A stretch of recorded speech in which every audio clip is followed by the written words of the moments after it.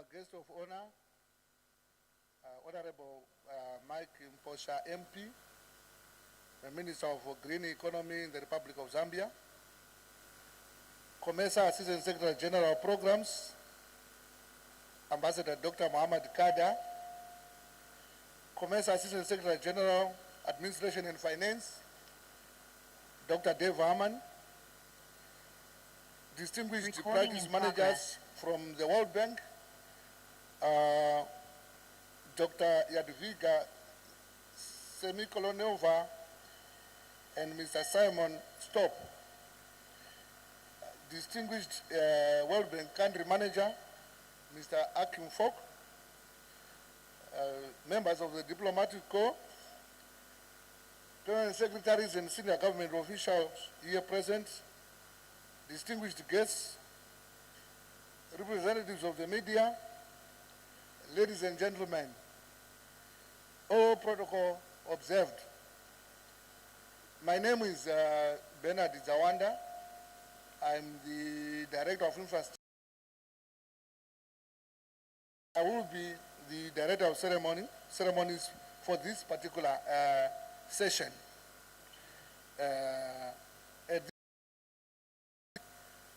Allow me to invite the Permanent Secretary in the Ministry of Energy, Mr. Mafayo Ziba, to welcome the...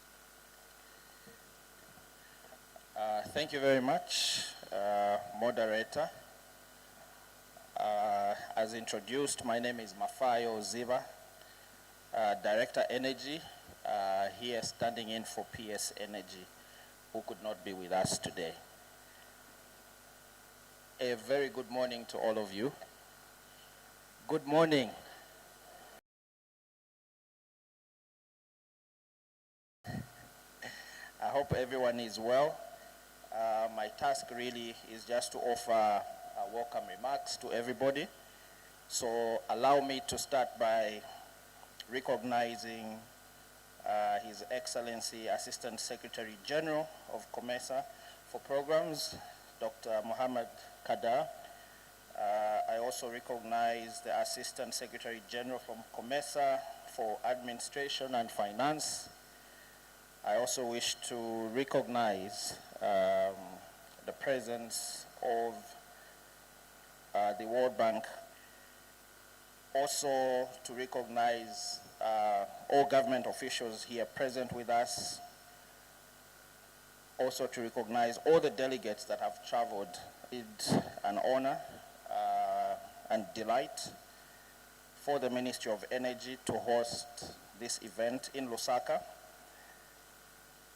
and also to welcome all the from across the globe to participate in this gathering. I wish to extend gratitude to COMESA Secretary, to the COMESA Secretariat and the World Bank for this, ladies and gentlemen. You are aware that Zambia's economy is growing rapidly and based on the projections that we have, demand for electricity in Zambia is expected to grow. Distinguished delegates, ladies and gentlemen, is committed to sustainable and clean energy access for all, and we are proud to declare our full commitment to joining the Ascent community. We believe that through regional collaboration, shared innovation, and strategic investment, we can bridge the energy access. Honorable Minister, distinguished delegates, ladies and gentlemen, I once again fruitful Ascent Week.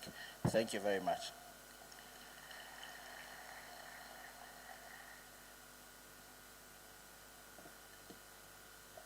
Thank you very much, PS, for the warm welcome.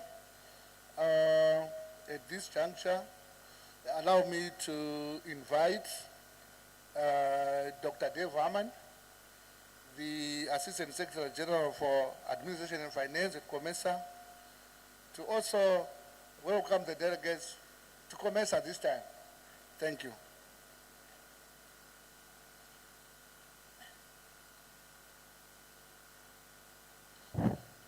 Thank you very much, Master of Ceremonies. I hope every table, our guest of honor, Honorable Mike Posa, MP, Minister of Green Economy of the Republic of Zambia. You can see now the minister is a fan of COMESA. So thank you very much, Honorable Minister. I would also like to recognize our practice manager from the World Bank, Ms. Jadwiga Semikolenova,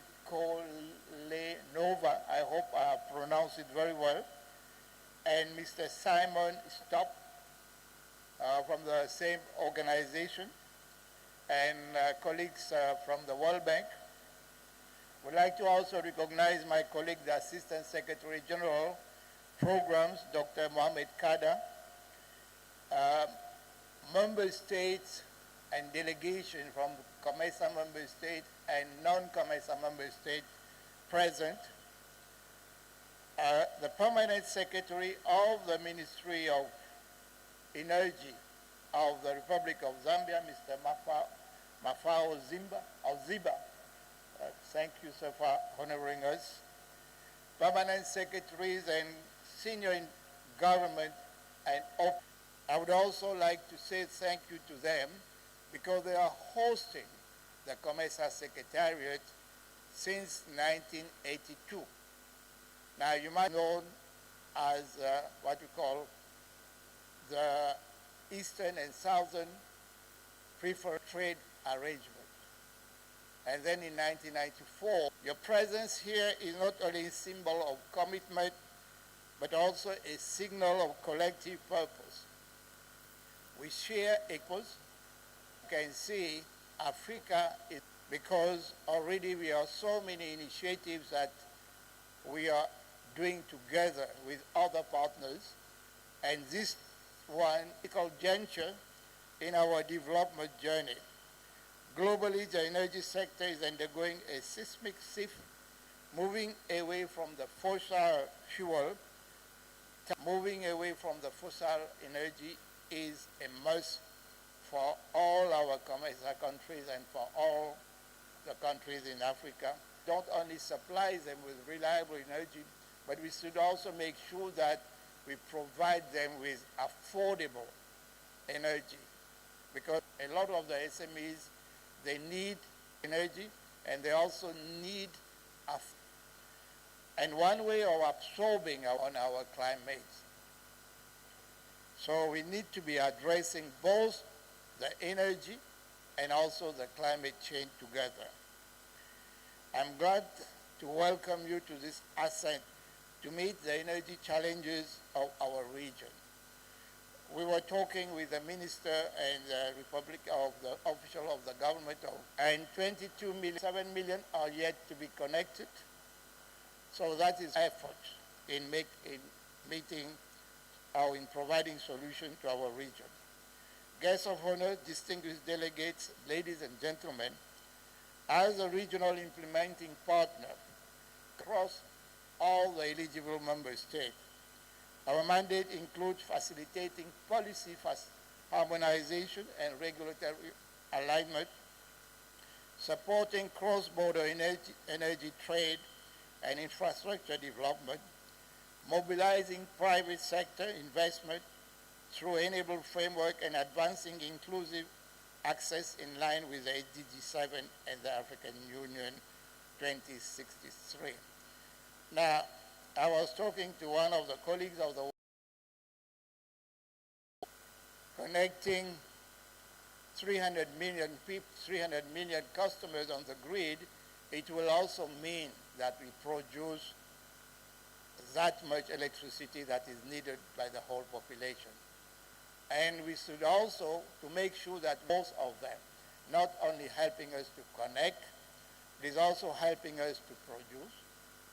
To realize the full potential of Ascent, we call upon all partners member states to focus on 5 strategic priorities.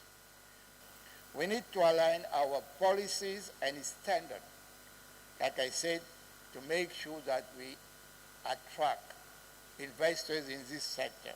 Funding our infrastructure, the transmission and the distribution network is for the population.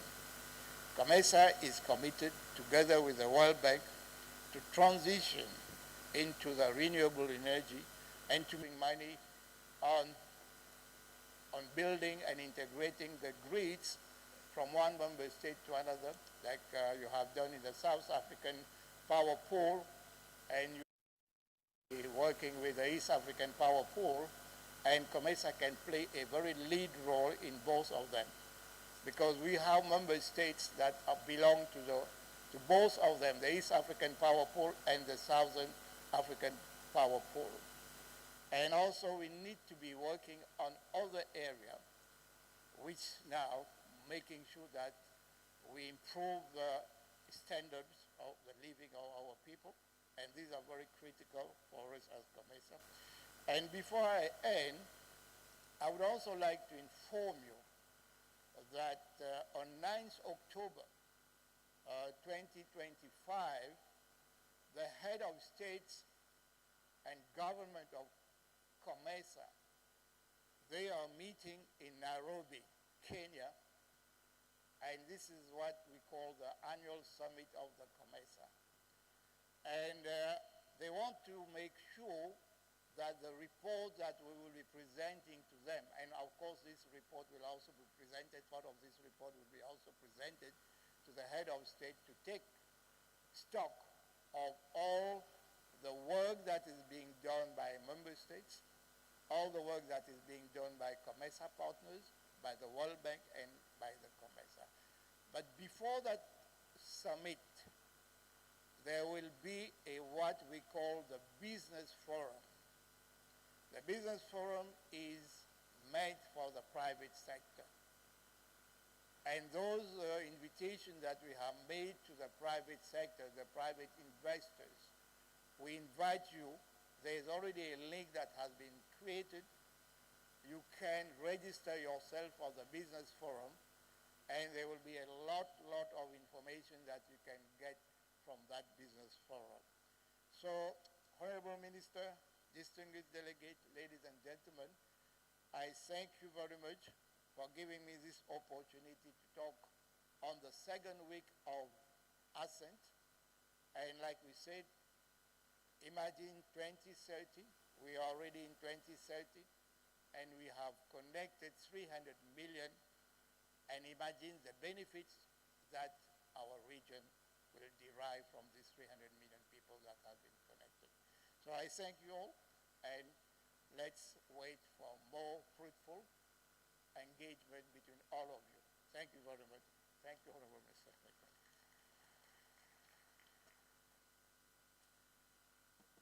Thank you very much, Dr. Haman, for those insightful remarks. You indeed set the stage for the day. Ladies and gentlemen, allow me at this juncture to call the Energy Practice Manager from the World Bank, Dr. Jadwiga Semikolenova, to give her remarks.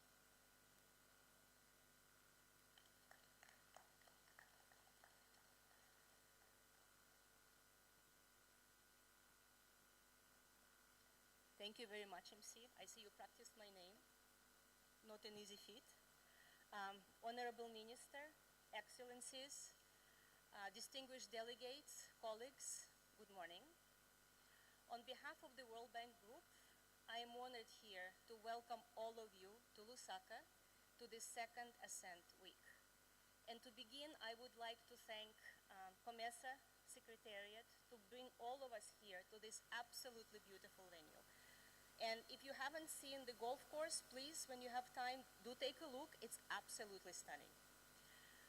But on a serious note, you know, this gathering today represents a lot of milestones. And the first one is a big one. Our Ascent family is actually growing. Last year, during the first week of Ascent here in Lusaka, we had only 4 countries that had Ascent projects. Today, we have 11. And by the end of this calendar year, we expect more and more countries joining our Ascent family, and this is huge. And the fact that all of you found time to come here and spend this week talking about how to accelerate access in Africa shows your big commitment to the goal to reduce gap, to access gap in Africa. And what this means is that it makes all of you critical players who will be there delivering on Mission 300 objectives. Because as all of us know, Mission 300 is an initiative which was started by the World Bank and African Development Bank a little bit over a year ago, which brings together development partners, non-conventional partners like philanthropies and climate funds, private sector, regional organizations like CAMESA, as well as governments, to the common goal of provide access to 300 million Africans without electricity today. And why Ascent matters? Because Ascent is the backbone of Mission 300, because this is the program that will be actually delivering connections on the ground. And what that means is that all of you, through your access projects, being access project or Ascent project that you already have or you're planning, means all of you are actual boots on the ground who will be delivering connections under Mission 300 so that ambitions of your countries are achieved. In all of your countries, Ascent is investing in grid connections. It actually invests in distributed energy solutions. It also invests in people and build markets, and also creates frameworks so that access could be accelerated. And the Ascent program is helping all of you, countries as well as private sector, to also find financing to ensure that all of the connections that are being planned are actually happening. And you know, even a year after the first Ascent week, we have so many things to celebrate. How many of you know how many Africans have been already connected to electricity since Mission 300 was announced? Well, 30 million people received access to electricity since then. And 20 million of those are actually in Eastern and Southern Africa. And what this means is that the pace of electrification increased 1.5 times.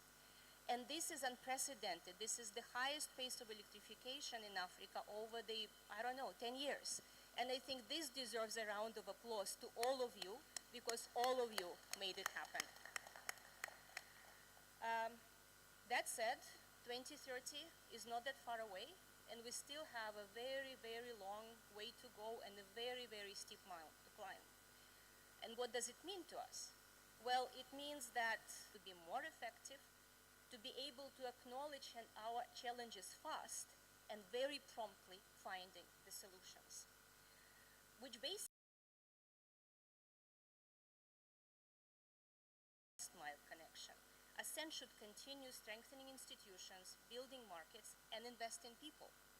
And that's why we in the World Bank are supporting governments in development their National Energy Compact, which essentially are time-bound, realistic strategies that outline how each country is going to achieve their Mission 300 ambitions by 2030.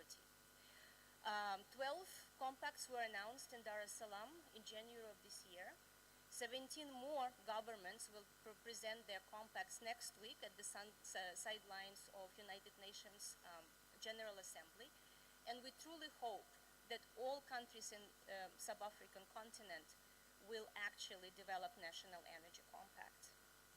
Now, as national energy compacts present a very clear vision of each country how to address their institutional, regulatory, or investment barriers to accelerate access to electricity, it actually designed to help all of you to implement your ongoing investments and initiatives faster. But on the other hand, all of the programs and projects, being the regional or national, being designed with all of your help in a way that they actually help countries implement their real and measurable results. And these pathways are already being built. Not so long ago, earlier this year, I sent financing platform under Trade and Development Bank, which is also a CAMESA institution, companies, that will provide clean power and clean energy for cooking for 4 million Africans within 12 months while creating jobs. And this is already 10. Walking difficult roads is always easier if you are not walking alone. And when you have family or community to turn to, when things become difficult, when you want to discuss, when you... And what do we have here today, all of us in this room? We are Ascent family, and we are Ascent community. And we have never, ever, ever worked closer. So during this week, all of us, let's sit down, discuss, share ideas, acknowledge our achievements, not be shy about our of an absolutely unprecedented possibility of cutting the access gap in Africa. So harness all of our practical expertise of all of the practitioners who are here in the room to make this dream happen, to achieve faster. Very productive and good week, and welcome to Lusaka. Thank you. Very much, Doctor, for those insightful remarks. Your progress update and milestones achieved are encouraging, and I'm sure we've got a good starting point going forward. Guests of honor, distinguished guests, ladies and gentlemen, allow me at this juncture to invite His Excellency, Ambassador General of COMESA, responsible for programs, to give us practice managers from the World Bank, Ms. Jedwiga Semikolnova, manager for Zambia, Mr. Akim Fok, Excellency, COMESA Assistant Secretary General in charge,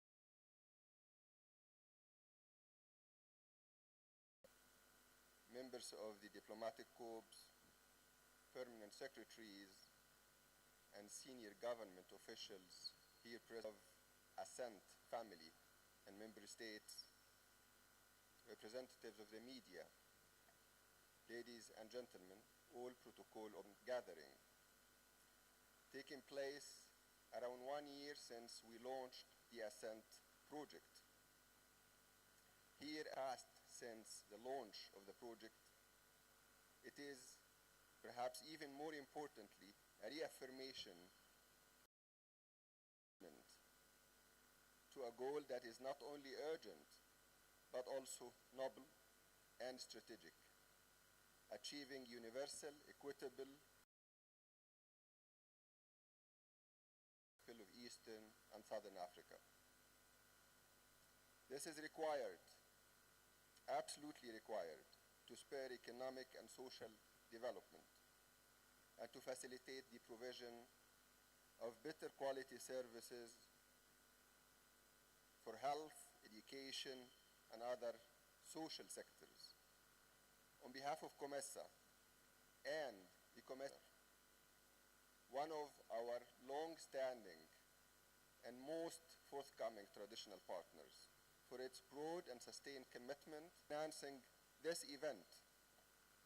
The bank's support has been invaluable to us, and we at COMESA are proud and grateful to the impactful results for our member states and region.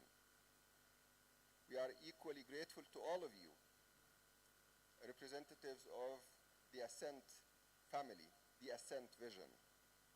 Your contributions are the cornerstone, no doubt, of this project's progress. Minister, distinguished delegates, when we launched Ascent around a year ago, we set out with a bold vision and ambition to transform energy of growth, resilience, and opportunity. Today we come together for not only to reflect on that ambition,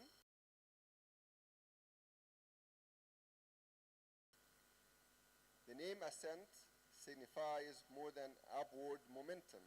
It symbolizes our shared determination to overcome long-standing barriers that is sustainable, inclusive, and energy secure. Clean energy access is not a luxury anymore. It powers schools, hospitals, farms, and factories without polluting the air. It fuels innovation, drives resilience. Yet millions of our citizens across the region still live without it. Over 630 million people in the region lack reliable biomass for cooking and heating. This contributes to deforestation, indoor air pollution, and health risks. The rural areas, in particular, and women and children, specifically, more than others, are disproportionately affected due to the long hours required to fetch firewood for cooking and the resulting from underinvestment in infrastructure, with utilities often facing financial leading to blackouts and power rationing. Universal energy access targets are unlikely to be attained at the current pace, which is particularly challenging for rural communities living in developing countries. Yet, the global transition to a renewable, decarbonized, decentralized at the last mile, and this is exactly what Ascent is about. The falling cost of solar, wind, and hydropower offer a chance to leapfrog, given the fact that Africa has abundant solar irradiance potential and wind potential. Off-grid solar systems and mini grids can, without waiting for national grid expansion, which is very costly and time-consuming. Policy and institutional reforms targeted at stronger governance make that shift. Energy needs, priorities, and capacities of diverse gender and vulnerable groups and communities reflect the differentiated and context-specific realities and needs of our region. I'm happy to acknowledge that Ascent was designed to meet the challenges associated with preparation facility based in Comessa, providing advisory services to strengthen institutional capacity at the national level, also based in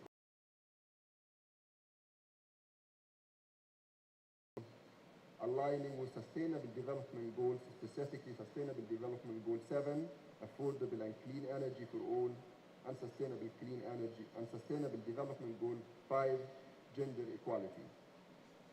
Honorable Minister, distinguished delegates, as a regional implementer part in implementing Ascent activities across eligible member states. We are here to facilitate the effective optionalization of regional platforms for dialogue and knowledge exchange. Ascent interventions are inclusive, scalable, and sustainable. Our call to Ascent countries remains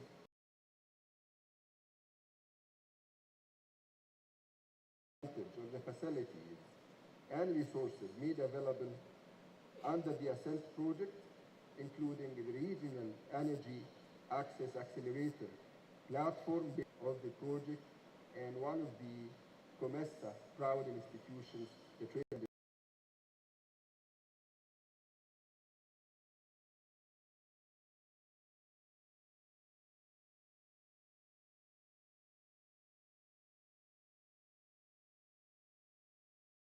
created pathways to deliver last also presents.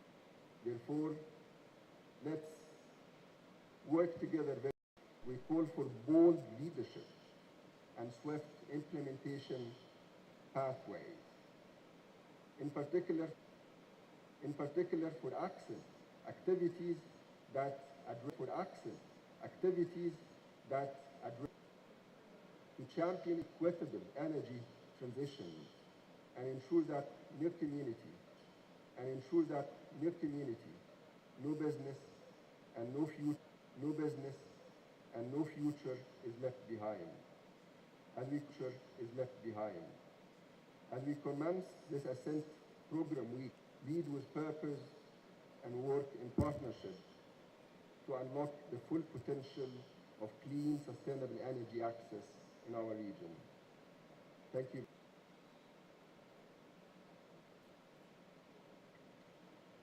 Thank you very much, Your Excellency. We have a musical interlude for 5 minutes before we proceed with our program. Daniel?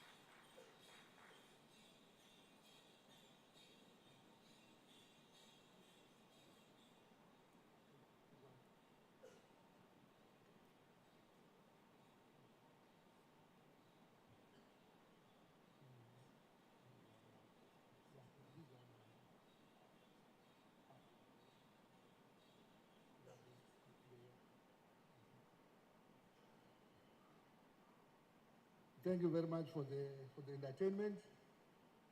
At this point in time, ladies and gentlemen, let us all rise. We are going to have the national anthem of Zambia to be followed by the one for COMESA. Thank you.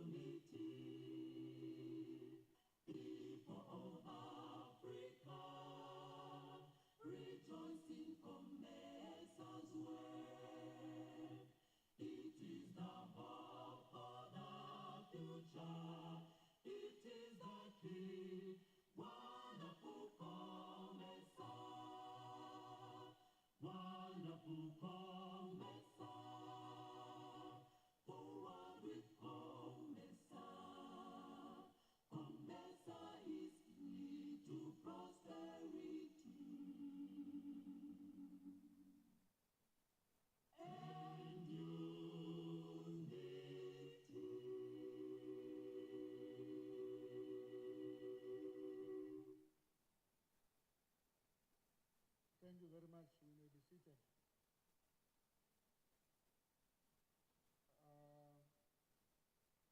Our guest of honor, the distinguished delegates, allow me at this juncture to invite the Permanent Secretary in the Ministry of Energy for the Republic of Zambia, Mr. Mafayo Ziva, to invite our guest of honor to address us.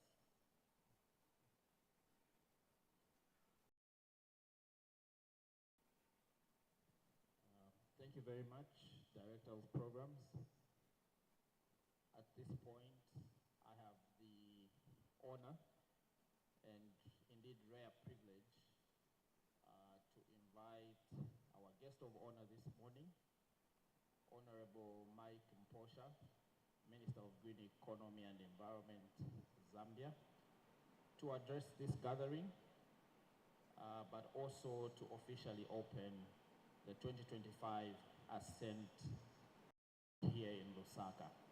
Honorable Minister, just once again to register our appreciation and thanks for accepting our invitation and for making the time to be here with us today. Distinguished ladies and gentlemen, may I ask that we stand to our feet as we together welcome our guest of honor to deliver his remarks. Honorable Minister.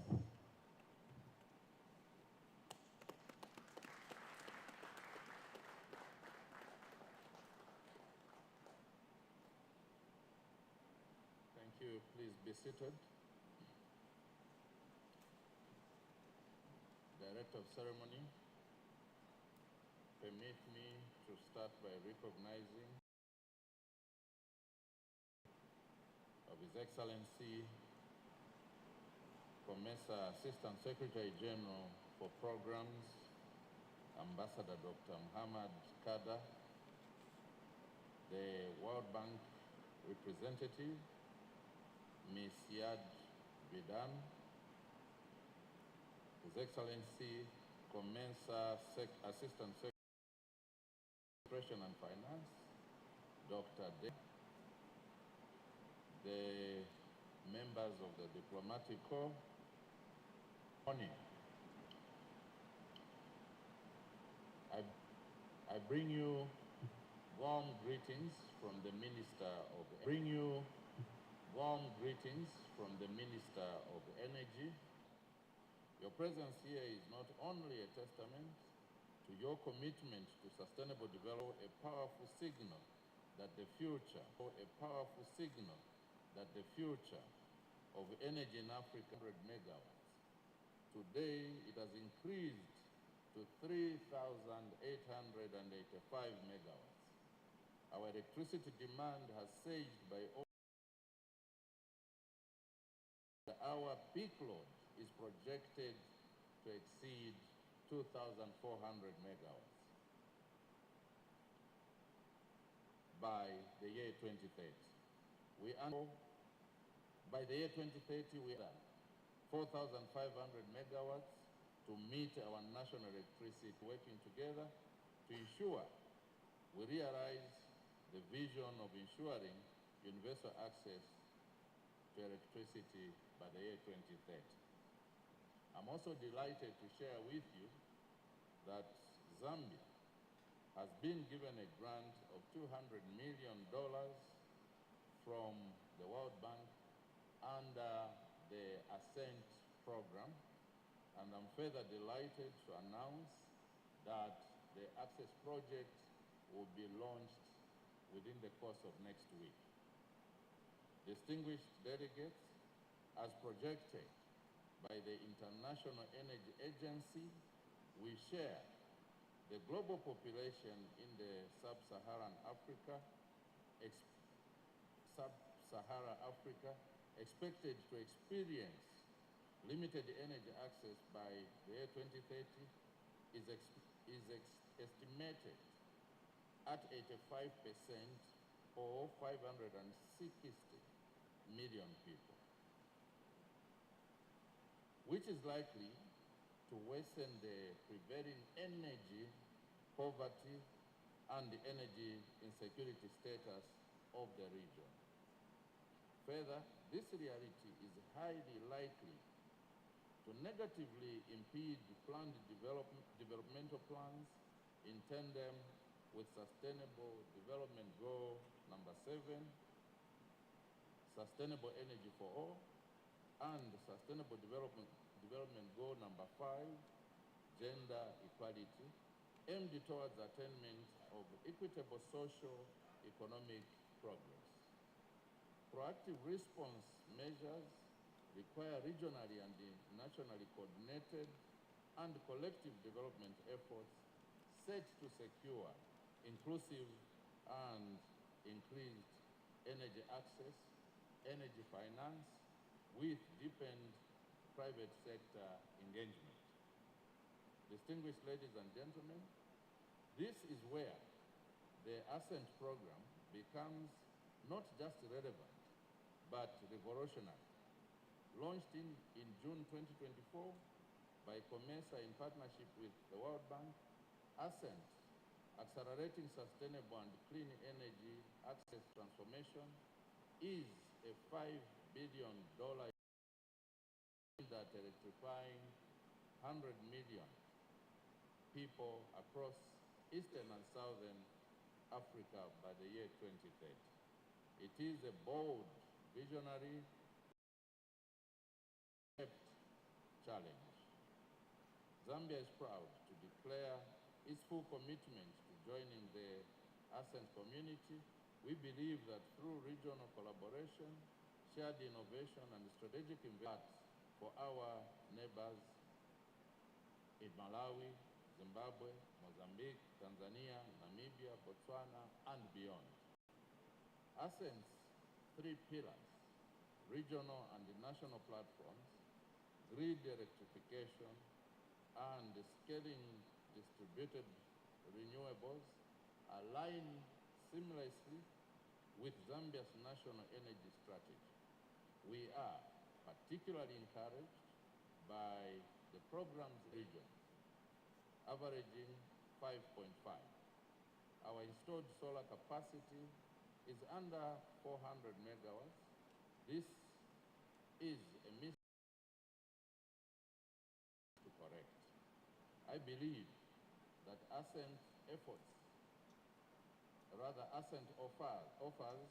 the technical and financial scaffolding to scale this capacity exponentially. Ladies and gentlemen, while the promise of renewable energy is undeniable, we must confront a critical barrier, which is affordability. The cost of solar panels, wind turbines, and energy storage systems remain out of reach for our many communities. If we are to achieve universal energy access, we must work together to reduce the cost of these technologies. I call upon our development partners, manufacturers, and financiers to innovate not only in technology, but in pricing. Let us explore concessional financing, bulk procurement, and local manufacturing to drive. Let us make clean energy not just available, but accessible. This is very. I also urge the private sector. Zambia is ready to welcome investment in clean energy infrastructure. We are reforming policies to ensure transparency, predictability, confidence. Distinguished delegates, Ascent is not just a program, it is a continental call to action. It is a rallying point.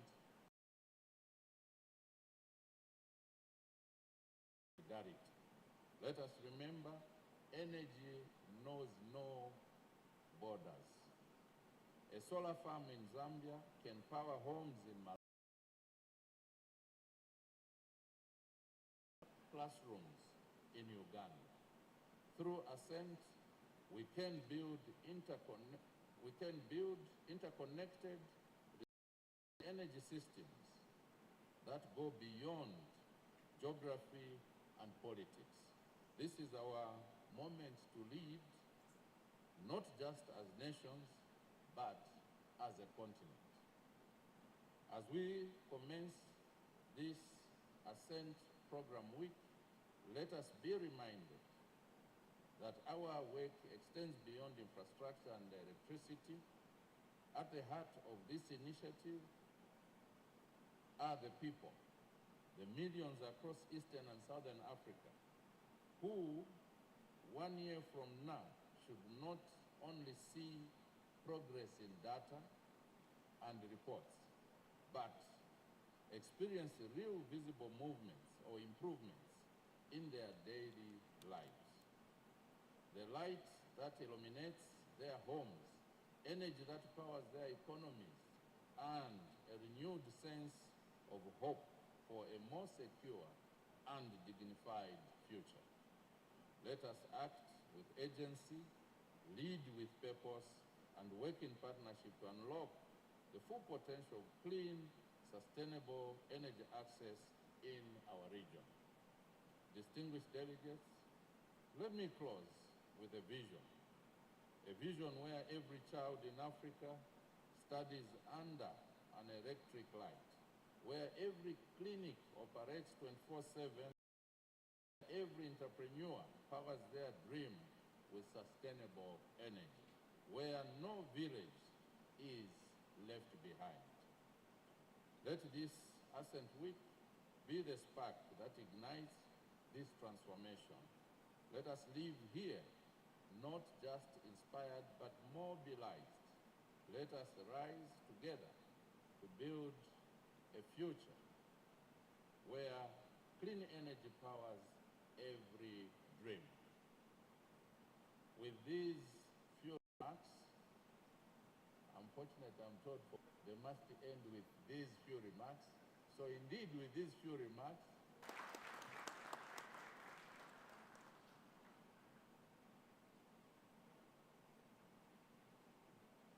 thank you very much. Us to align and ensure that every block is in its right place. At this point in time, let me invite our stakeholder manager, Daniel, to lead us in the next session, which is to do with the photos. You know, photos don't lie. They tell the truth, so we can't skip this important session. Thank you. Thank you, Director, and good morning, President. A group photo from the high table, and then will be followed by the heads of delegation, the World Bank leads, and COMESA directors and the coordinator for Ascent. So for now, we'll start with the high table.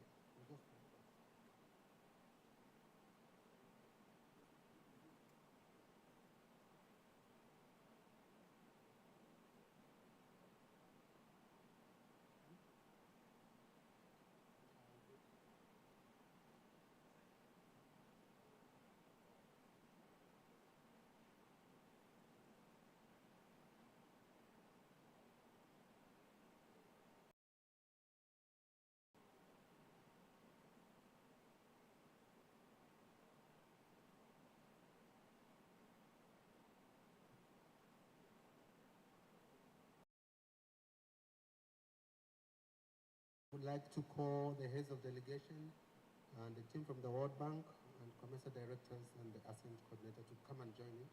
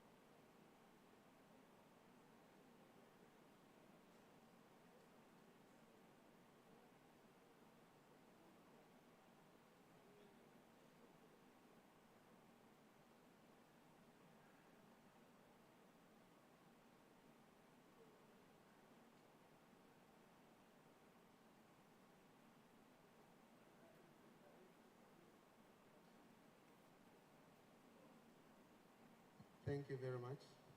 You may take your seat.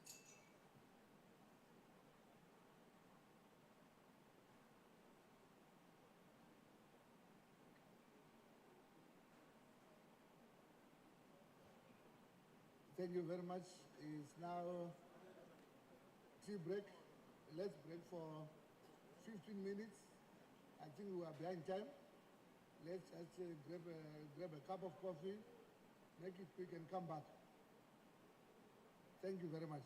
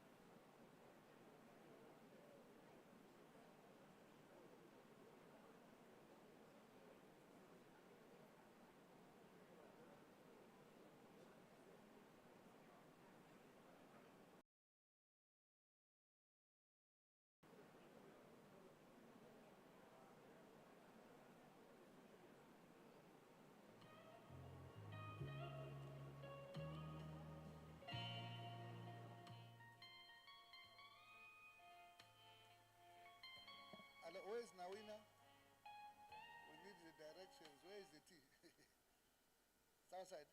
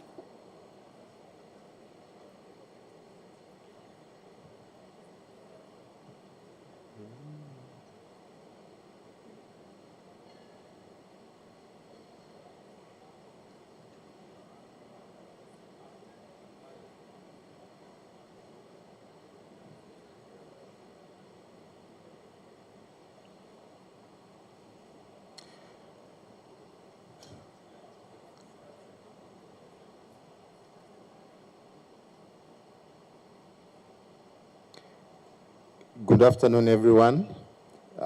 We are now ready to begin the next session, session 1, which is titled Advancing Ascent Program Implementation, Opportunities to Scale Up the Impacts.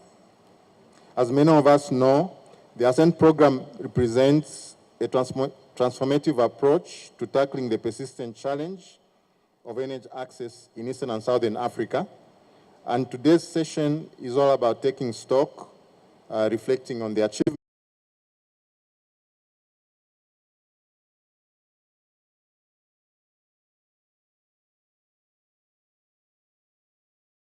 of regional collaboration, technical assistance, and shared learning.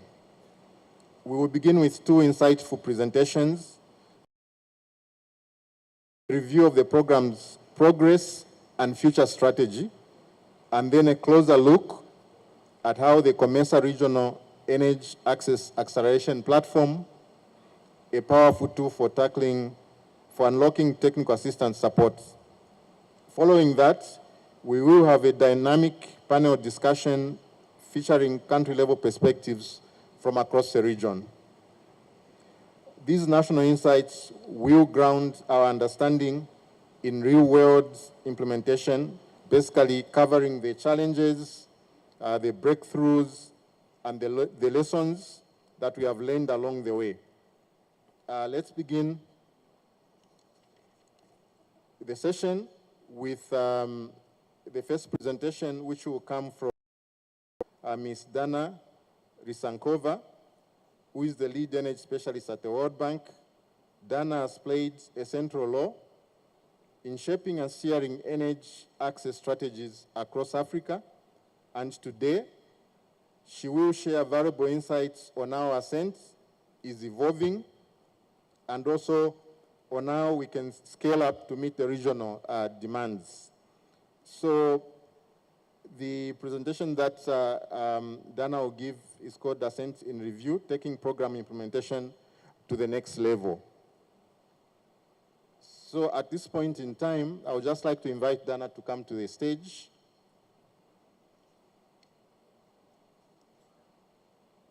So presentation number 2 will be followed by Dr. Zawanda. I think I'll introduce him after the presentation. Over to you. Thank you very much. Good morning. It's a real pleasure to be here. And I'm looking forward to exchanging with you over this week on Ascent implementation and how we can deliver the ambitious goal of providing energy access to 100 million people together. There should be a presentation. I don't know who needs to load it. In the meantime, I will introduce myself. Do I need to do anything? I click?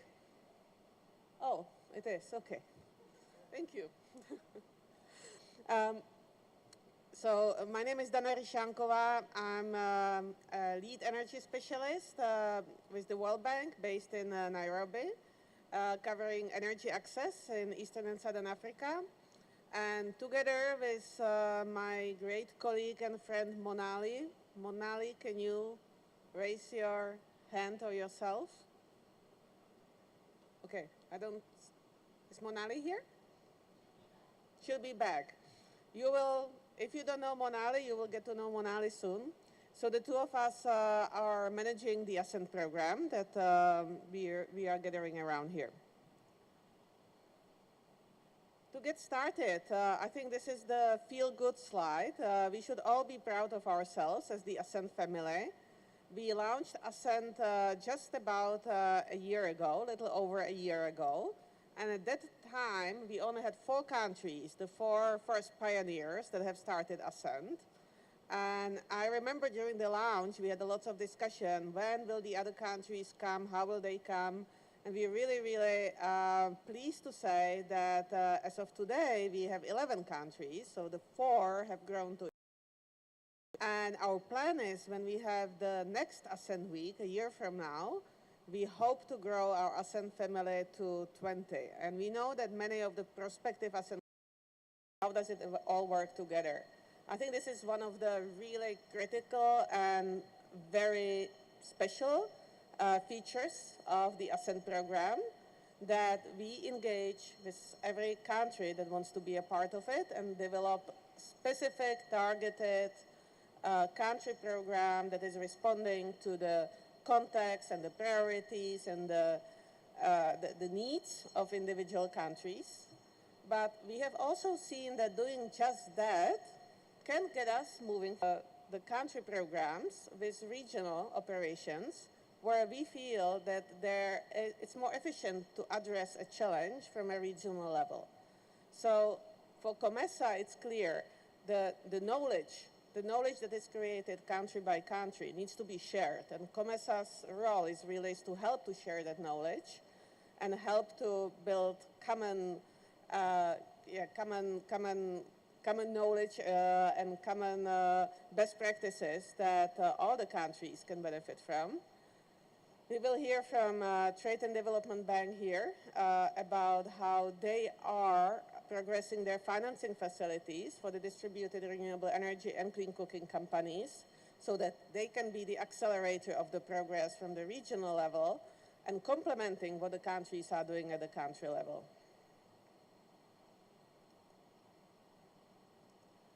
You will hear also throughout this week quite a bit of talk about productive use of energy. And why is that? It is that while the Ascent's primary target is to reach 100 million people with electricity, we want to make sure that this actually translates into economic development in the communities that get electrified, and in jobs, in lifting people from poverty. And so apart from just focusing on these connections, we're looking into what can we do to help these newly electrified households and communities, farmers, businesses, to use the electricity for income generating purposes and productively. And that has many elements, as you can see, on the supply side, on the demand side, as well as in the enabling environment. Overall, when we look at these regional operations that are coming, I have already mentioned that we have COMESA that is really addressing the issue of enabling environment. We have TDB that is able to provide grants and debt to the private sector that is working on energy access.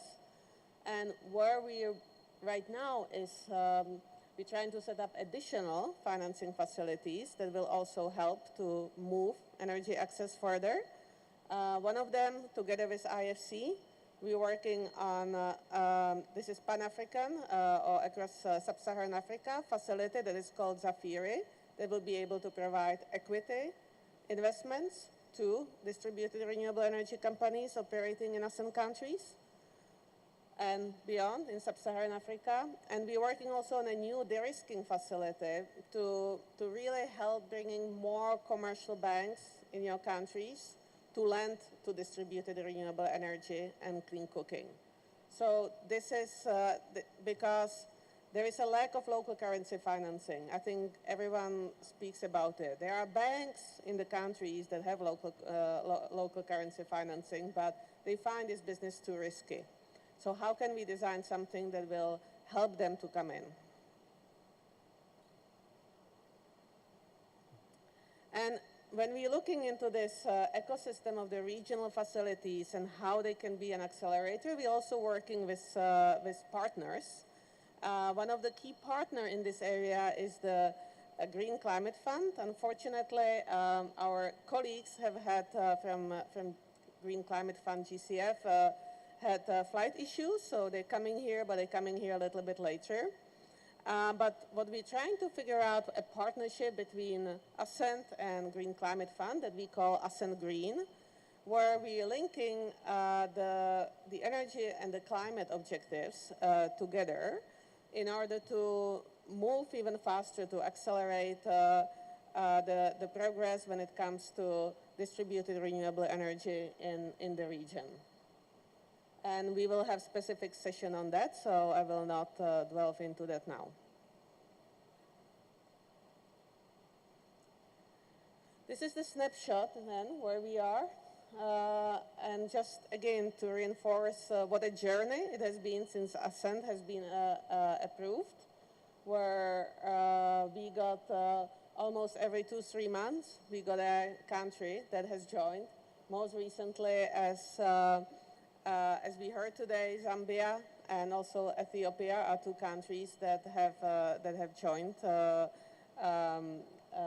the latest. And also what we see is that for many countries, they may have come with certain budget envelope, but they've been doing so well that they have already received additional financing. This is the case of Burundi. And also currently we have few more countries that already have been approved, and there are being given additional financing, such as Tanzania and Mozambique.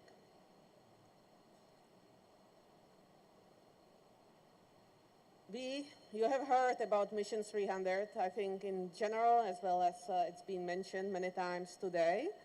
I think in relation to Ascent, it's important to note that really Mission 300 in many ways is already a success of Ascent, because Ascent came first. Ascent was approved in November 2023, and I think it inspired people to do even more. So based on the Ascent ambition to bring electricity access to 100 million people, the Mission 300 was born to triple it, to give electricity access to 300 million people across the continent. But Ascent is really, really critical for delivering Mission 300. It's the third of the target, and for the World Bank's target, which is 250 million, 150 million is in Eastern Southern Africa, 100 million is in West, and 100 of those 150 is actually Ascent. But it's also important that the momentum the Mission 300 has created can really give boost to Ascent. So our practice manager, Jadwiga, already mentioned earlier how since Mission 300 started, we already see this acceleration. And so this acceleration and momentum can also help Ascent to move faster. Generally, what we see is that the Mission 300, like Ascent, is engaging with the government, with the development partners, and with the private sector. So the idea is to help to crowd in resources from all in order to deliver on this important target. And where I think the Mission 300 can really be helpful to Ascent is through these national energy compacts. As you can see on the left, many countries have already launched their energy compacts. Many countries are actually, some countries are launching it now in New York and the UN General Assembly. Other countries are still developing them. And these compacts really put together the government, it's the government plan and vision, how they can achieve the ambitious energy access targets, as well as to make sure that as these targets are achieved, there is actually reliable and affordable electricity that can power these connections, as well as economic growth. And there are 5 pillars, and each compact has specific general statements, but specific. When these basically actions happen, this will again help create an enabling environment that will allow Ascent to move faster. Generation and transmission, either through national investments, or very important, because if we are extending grid at the pace that we want in Ascent, it's very important that this also comes with the reliable electricity supply. The other one, specifically related to Pillar 3 of Ascent, is actions that can help to attract more private sector to deliver distribution and clean cooking, and overall also improve the environment for the private sector in other aspects of the energy sector. That's number 4.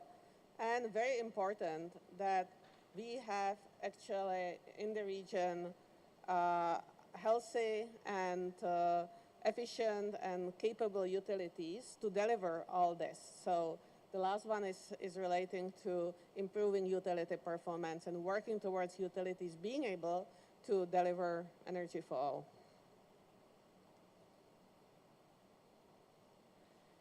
So what are we trying to do here this week is to see how we can leverage this momentum to really move faster on Ascent.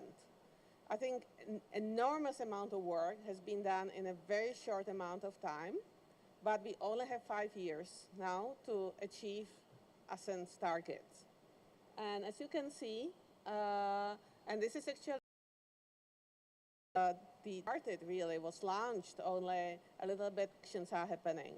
So this slogan that you will hear actions are happening.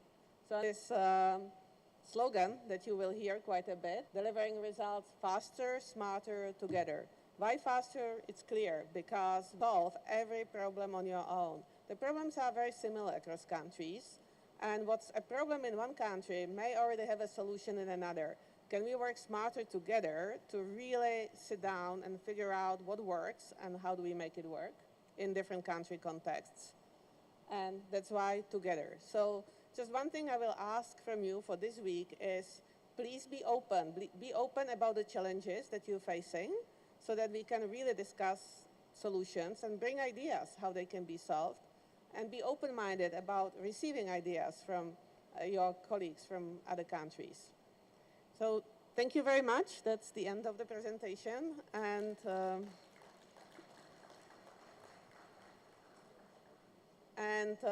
I think we have time for a few questions, clarification questions, observations, anything that's on your mind.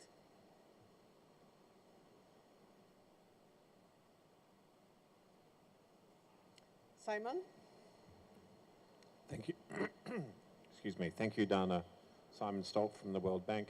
Dana, for those countries that haven't yet managed to acquire the resources for an Ascent program, or for those countries that need additional financing to meet some of the targets you've outlined, what sort of time frame are we looking at by which the countries should have worked with their funding partners to have that funding in place so that they can then implement and achieve those targets by 2030?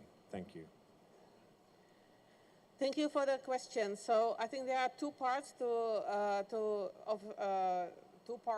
answer this. The first part is that we would like to have all the countries that want to be a part of Ascent to basically have their Ascent project developed and approved within the next 12 months. So ideally in our fiscal year that ends in June, or the quarter that comes after that. So by September of next year, we would like all those can go back, all those countries that have expressed some interest to be a part of Ascent. We're hoping that they will have their Ascent projects by then. That actually doesn't mean that all the financing needs to be there. And this is because when it comes to energy access, the connections are not delivered all at once, but are delivered year by year.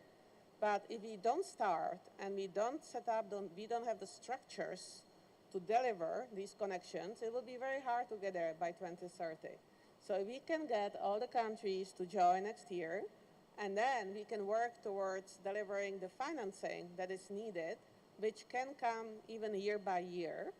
But ideally, all the financing should be in place within the next 3 years. But start within the next 12 months, and then within the next 2 years, there can be additional financing and partners that can be mobilized to come in order to get towards delivering the targets.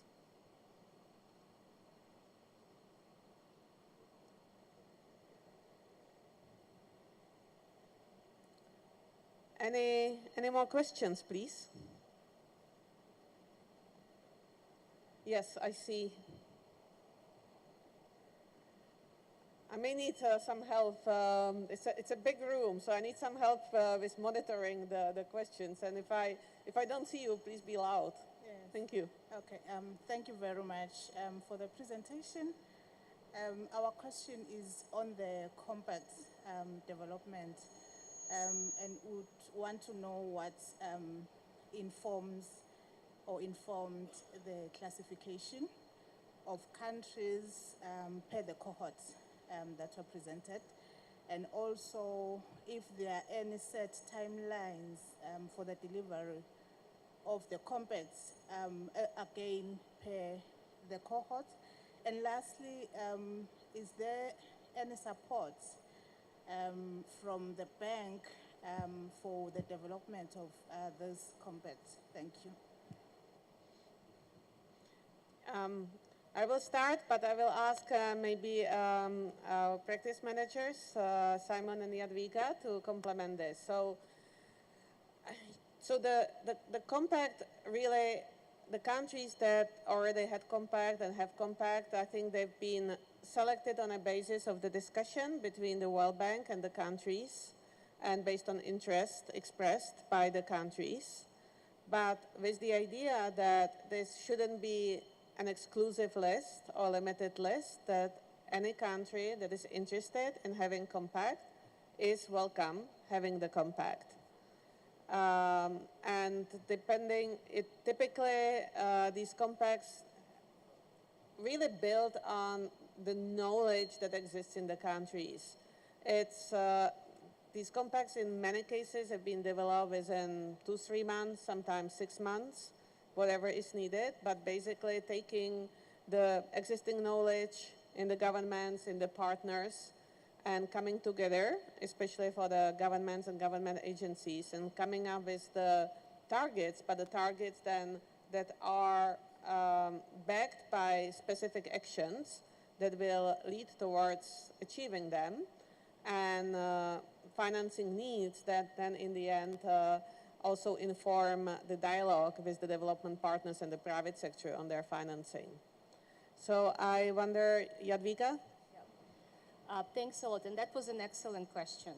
So, as I was saying earlier, basically all of us are around the table trying to accelerate access pace as much as we can. So, and there is a lot of pressure on development partners to bring money in. There is a lot of pressure on private sector to come in and also deliver at scale, because all of us know private sector can do better. But it doesn't mean that governments do not have any pressure on them as well, because you can have all the money in the world, but if regulations is not there, if the private sector participation is restricted, if there is no transparency in how things are procured or how results are indicated, all of this Mission 300 doesn't make any sense. So what governments bring to the table is what they do from their side to ensure that investment, regulatory, policy, whatever other bottlenecks are there that have been identified that prevent scaling up access at scale, scaling up access are there, what they actually do to eliminate those. And this should not be a high-level political document, you know, telling you we will change regulations, we will change the investment climate. It has to be extremely specific list of time-bound actions that actually say that the government is credible and serious about Mission 300 and making sure that the ambition is achieved. So what Dana is saying is you can be willing to have a compact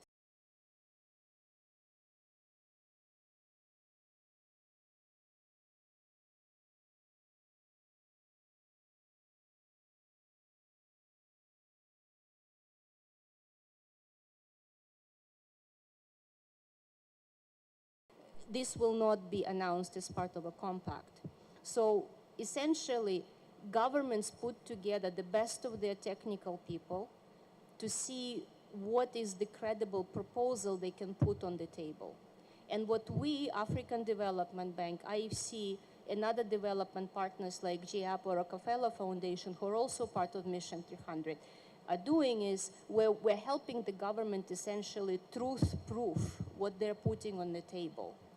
How does it compare to other countries that developing compact? Is ambition as big as in other countries? What other reforms could be put on the table to improve this ambition? And if there is any technical work that needs to be done to support these reforms, we could also come in and help.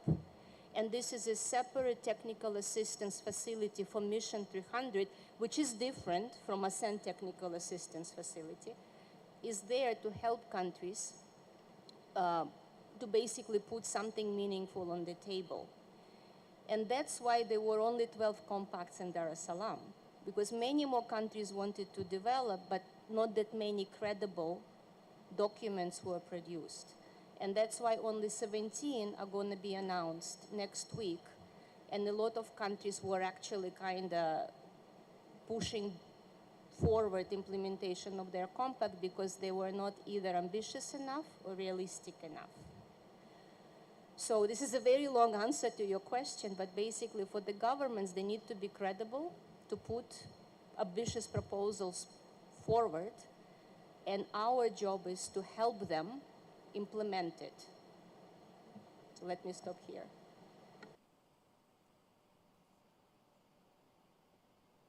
And maybe just to add to that, right, Jadwiga mentioned there are technical assistance facilities through our partners, and I forgot during my presentation to mention, right, that there are a number of partners that are working with us on Mission 300. African Development Bank is the main one that is also supporting some of the connections, but also Rockefeller Foundation, Global Alliance for Global Energy Alliance for People and Planet, GEAP, and Sustainable Energy for All. I think some of them may be with us in the room. They are all partners that are working with us in making these, the Mission 300, the compacts, and all the elements of it a success story.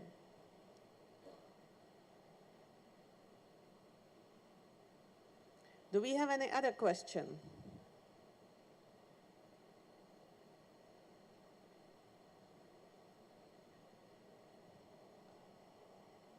Is there a question? Oui, merci. Yes, thank you. Je vais m'exprimer en français. Je change de langue un peu. Je m'appelle Aximan Gabriel, je suis du Burundi. Je travaille dans la régulation. En suivant votre exposé, une idée m'est venue à l'esprit. C'est que, en fait, dans les pays où le projet Ascent est implanté,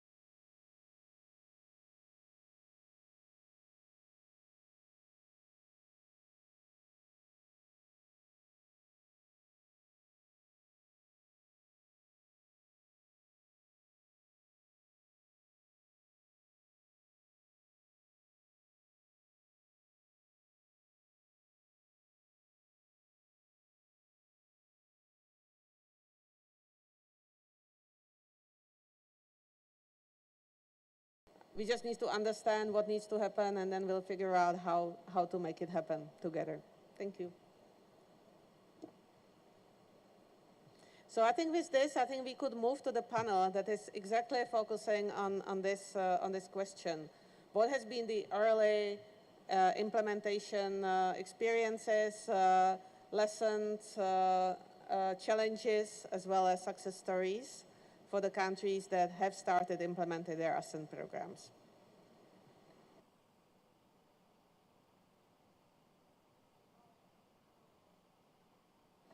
I stand corrected. We have one more presentation from COMESA, Dr. Bernard. And then we will move to the panel.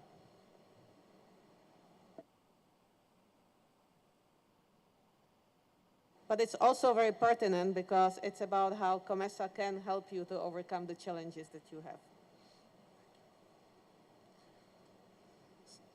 So the next presentation is coming from COMESA Secretariat. Dr. Bernard Zawanda, who is the Director for Infrastructure and Logistics, will give this presentation. And the focus of the presentation is on unlocking technical assistance through the COMESA Regional Energy Access Acceleration Platform.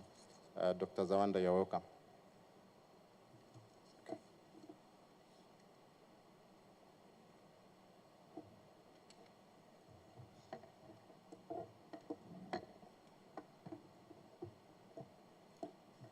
Thank you very much, Director of Ceremonies. Good afternoon, ladies and gentlemen. My presentation is going to be very brief. I've been given 10 minutes. The reason is that I'm going to present on three. Yeah. I'm going to present on three components of this regional energy access acceleration platform, but we are going to have separate presentations on each of the three. So this is just an overview of what is to come.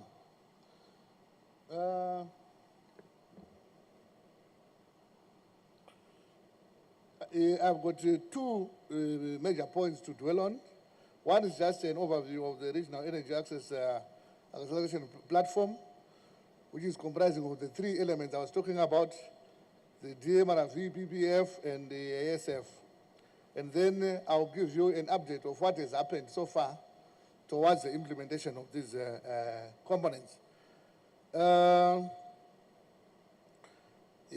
not spend a lot of time on the project Ascent. Dana has already presented on this one.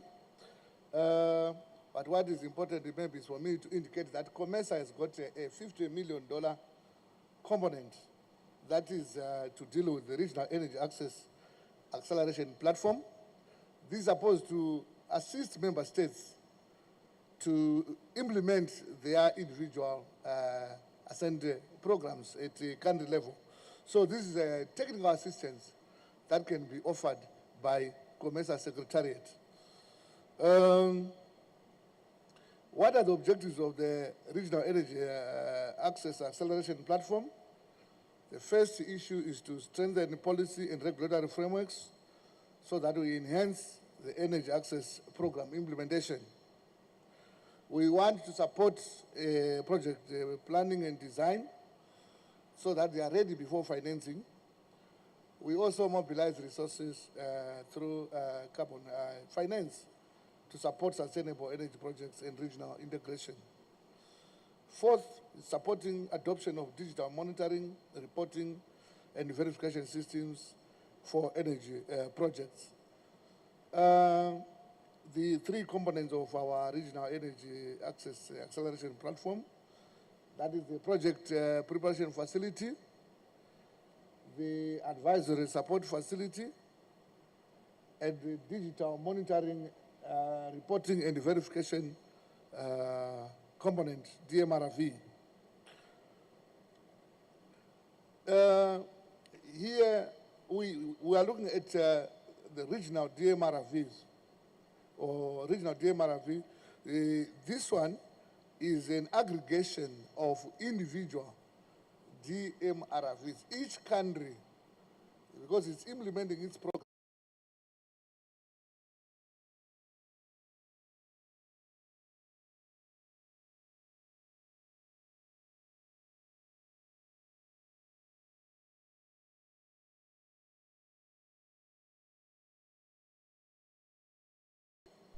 across the systems that we are using.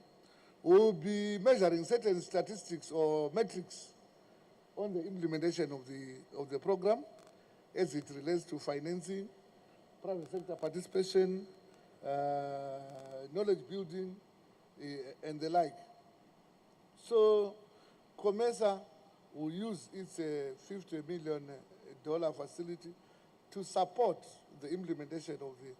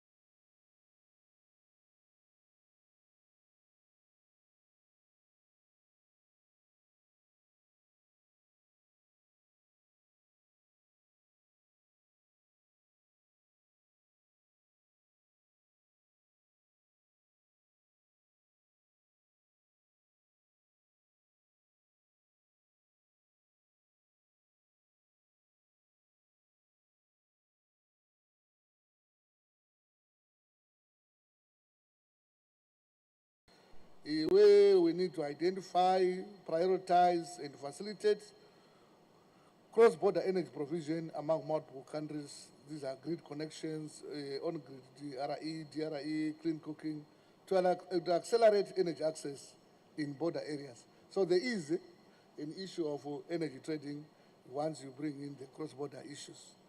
We are also looking at project development support to national agencies. Remember, the first component was to look at private sector investment, but we are also saying we are also working together with governments to ensure that they are able to design and implement their own energy access projects. The PPF, for the mode of delivery, here we are basically looking at publicly available resources. We have to take those into account. There's a roster of experts that can be utilized by member states. There are grants for project preparation and business development. There are also grants to industry associations and investors providing project preparation and business development services. There's also support to national agencies and cross-border solutions. As it stands right now, where are we in terms of this PPF? We are at the final stage of procuring the fund manager. Then selection and onboarding of fund manager are planned in Q4 of 2025. Initially, we had wanted the fund manager to participate in this meeting, but due to other unforeseen circumstances, it was not to be. Then we have the advisory support facility. What does this one do? The ASF supports countries by preparing, updating, and operationalizing national energy policies, plans, and strategies, by preparing gender-inclusive energy access investment prospectus and roadmaps, by promoting best practices in energy policies and regulations that are gender-responsive and inclusive. It also supports through harmonizing technical and quality standards for grid equipment, mini-grids, off-grid solutions, and clean cooking. It also supports through facilitating removal of barriers related to trade, investment, banking, and gender. And lastly, it strengthens policy and institutional frameworks to enhance carbon markets. Now, the status of procurements or planned procurements, we are currently looking at engaging of firms to provide carbon market services. We are also looking at market assessments to provide uses of renewable energy.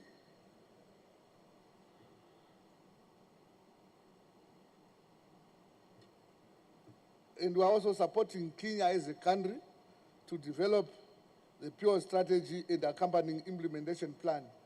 What happens under this program is that this is a needs or a demand-driven process. You request for technical assistance. So Kenya, I think, is the first country to have done that. They requested for technical assistance, and we are in the process of trying to help them.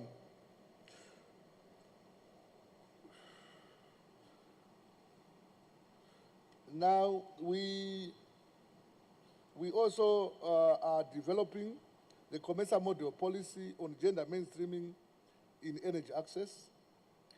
We are also looking at the DMRV service provider procurement, which is at expression of interest level, and we are actually evaluating submissions from potential service providers. We are also looking at end-to-end digital solution service providers, where we are also at the evaluation stage in terms of procuring or for procurement of these services. We are also at the evaluation stage as it relates to the PPF, but this one is a request for proposal stage. And what are the planned procurements? We are looking at the framework procurement to support MTF surveys, development of social inclusion strategy, development of carbon engine. This is to be included or to be coupled with the regional DMRV program. In conclusion, I wish to indicate that technical assistance services are available to all Ascent countries. This assistance is at COMESA Secretariat. As I indicated, we have $50 million dedicated for this assistance. So it is up to the member states to identify their challenges and also to try and tap in the resources as provided by the TIE support. This can be used to catalyze delivery of already existing projects at country level. They can also be used to support preparation of upcoming country level Ascent programs. They can also be used to deal with services available to all countries or provide services to all countries as it relates to Ascent. I wish to thank you for your attention. As I indicated earlier on, there are no questions to be asked. I have been advised. I think I was given the protection as your director for the official opening, our director of ceremonies. So let's park the Q&A session. There will be time for us to discuss those issues. Maybe let me leave that to Dr. Malama to explain. Thank you very much.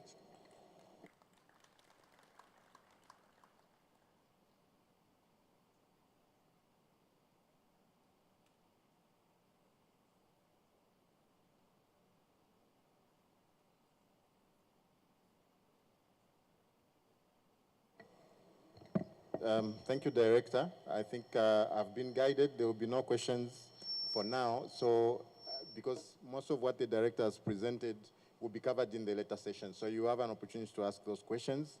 But for now, we'll move, Director, I think you may take your seats. And now we'll move into the next segment, which is a panel discussion. And this will be moderated by Mr. Simon Stopp, the Energy Practice Manager at the World Bank. Welcome, sir.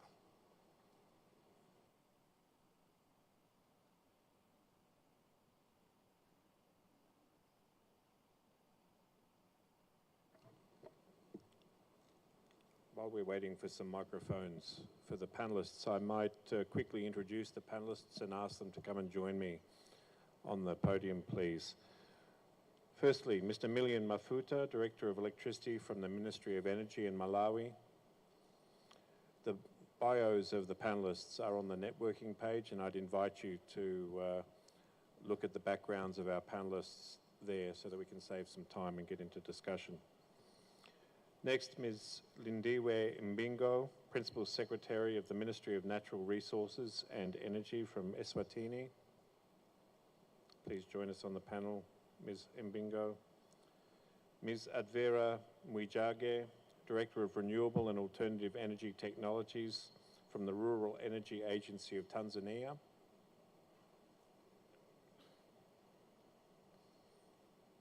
Engineer Alex Mbumba, Acting Chief Executive Officer, Rural Electrification Authority of Zambia. Dr. Martin Ndezai, General Director of Energy, Ministry of Water, Energy and Minerals from Burundi.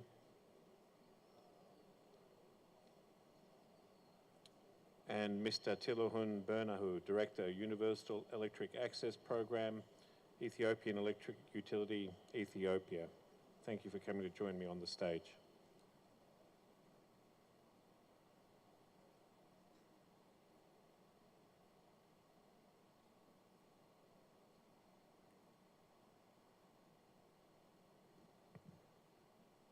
Thank you, ladies and gentlemen, for joining us here today. We're looking forward to hearing about some of the experiences you've had country by country in implementing Ascent programs that are either in their nascent stages or sometimes well advanced.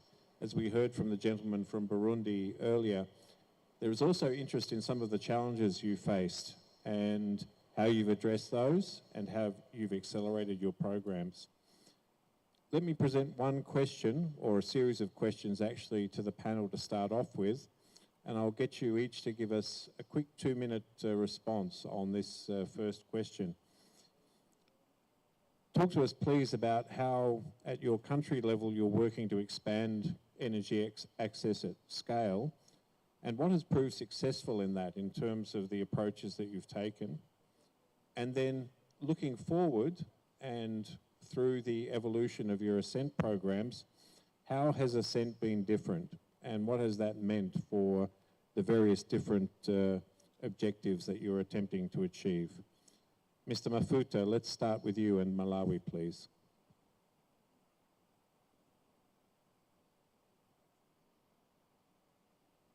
Hello. Thank you so much, moderator, for giving us this opportunity to be part of this panel. As Malawi, let me say that we have done a lot in the past few years. I think our access rate was originally at around 12%. That was 2020. But as of 2024, last year, we moved significantly to 25.9%, which is more than double what we had in the 2020 year. I think the majority of the interventions, I think, have been multi-pronged because I think we are looking at the issues of both grid and off-grid expansion. I think on this one, we are looking at issues of deploying solar home systems and mini grids, where the grid could be very expensive to reach, but also sometimes it is almost impossible for the grid to reach such areas. So our focus really has been trying to extend the grid to the remote areas, as well as looking at the off-grid space in terms of provision of solar home systems, as well as developing mini grids. But we are cognizant of the fact that affordability is an issue which has to be addressed, really. I think for us to extend the grid to the remote areas, we need also to look at the affordability of such infrastructure to the rural communities. Would they be able to afford? you see that sometimes you may have a transformer around a community, but not single person has connected to that infrastructure because of the issues of the affordability. So on this one, I think we have done two interventions. One is to look at the connections to be provided through loans. So you will have soft loans, which means you will have to wire the household, and then allow this household to be paying through the bills that they pay per month. That has worked better, but also the issue of lifeline tariff. We have a deliberate policy that for the first 50 kilowatt hours that they purchase, this is highly subsidized to make sure that these underserved communities should have access to that grid. On the strategies that I have shown to drive these strategies, I think one of them is how the off-grid has been accelerated. This has been implemented by using private operators to help us accelerate the off-grid space. We have a fund which we call Ngwengwengwe. This is earmarked to promote private players to come and help us in trying to increase the access on off-grid space by providing soft loans and sometimes result-based financing as grants. So that's what we have done. I think what's different with the Ascent, building on the experiences that we have through the predecessor project of Ascent, which we used to call MEAP, that's Malawi Electricity Access Project. I think Ascent is a little bit different because we have now broadened up the scope as well as the impact. So instead of just looking at the household connections, we have also tried to look at using the clean cooking space, because we see that this is also contributing negatively, if not addressed, to the climate issues. Because you may have a system in terms of the grid, but then if people are not able to use clean cooking appliances on this, I think they will go back and do biomass harvesting for their cooking. So what we have done is the Ascent has allowed us to look at the clean cooking space, but also looking at the public facility electrification and the, that kind of view. So we think that the Ascent is a little bit different from MEAP because we are looking at the climate issues by incorporating issues to do with the clean cooking as well as the electrifying public infrastructures. Let me stop there. Thank you. Thank you very much, Mr. Mafuta. I think we'll come back to the theme of leveraging private sector participation to accelerate access programs more later in the week, and we'll talk some more about some of the instruments that the World Bank Group is providing to support private sector investment in this part of the sector. Ms. Mbingo, Eswatini's experience.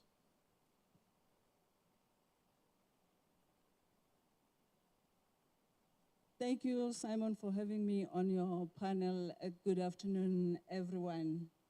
On the Eswatini case, the country has made remarkable progress in expanding energy access, increasing electricity from just 5% by the year 2003 up to 88% to date, largely through the rural electrification program that focused on grid extension. Our government has consistently allocated a dedicated budget for this program and mobilized significant development partner support, including the World Bank and other multilateral agencies like the Republic of China, Taiwan, as well as established a rural electrification fund. Our approach has combined grid extension to unelectrified areas with grid densification. We also have established partnerships with other government agencies like the Micro Projects Coordination Unit, and that has enabled us to co-finance grid connections. What feels different with Ascent is the shift to inclusive electrification strategy, incorporating off-grid and decentralized renewable energy solutions, as well as innovative solutions such as expensive and connection is outrightly unachievable. Eswatini will be leveraging on Ascent to achieve universal access by the year 20, our national energy policy and SDG 7 ownership. We are also not going to be losing out on digitalizing planning and using GIS-based electrification planning, unserved GIS-based electrification planning, unserved households,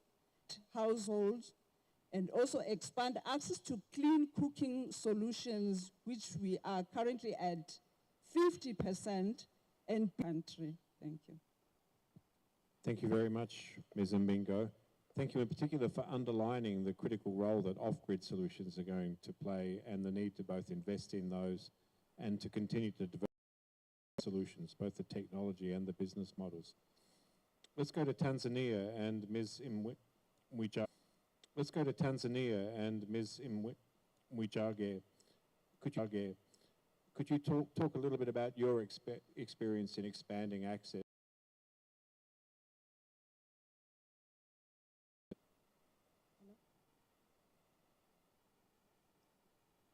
Implementation. First of all, what we have in place, because of political will. There must be political. Must have a proper government flow fund. That means a proper social fund from your government. But also we have a rural energy fund, which is overseen by the rural energy. They are also giving us the security of our infrastructure in Tanzania. So on top of that, we are also reducing the cost for connection, which is less than $10.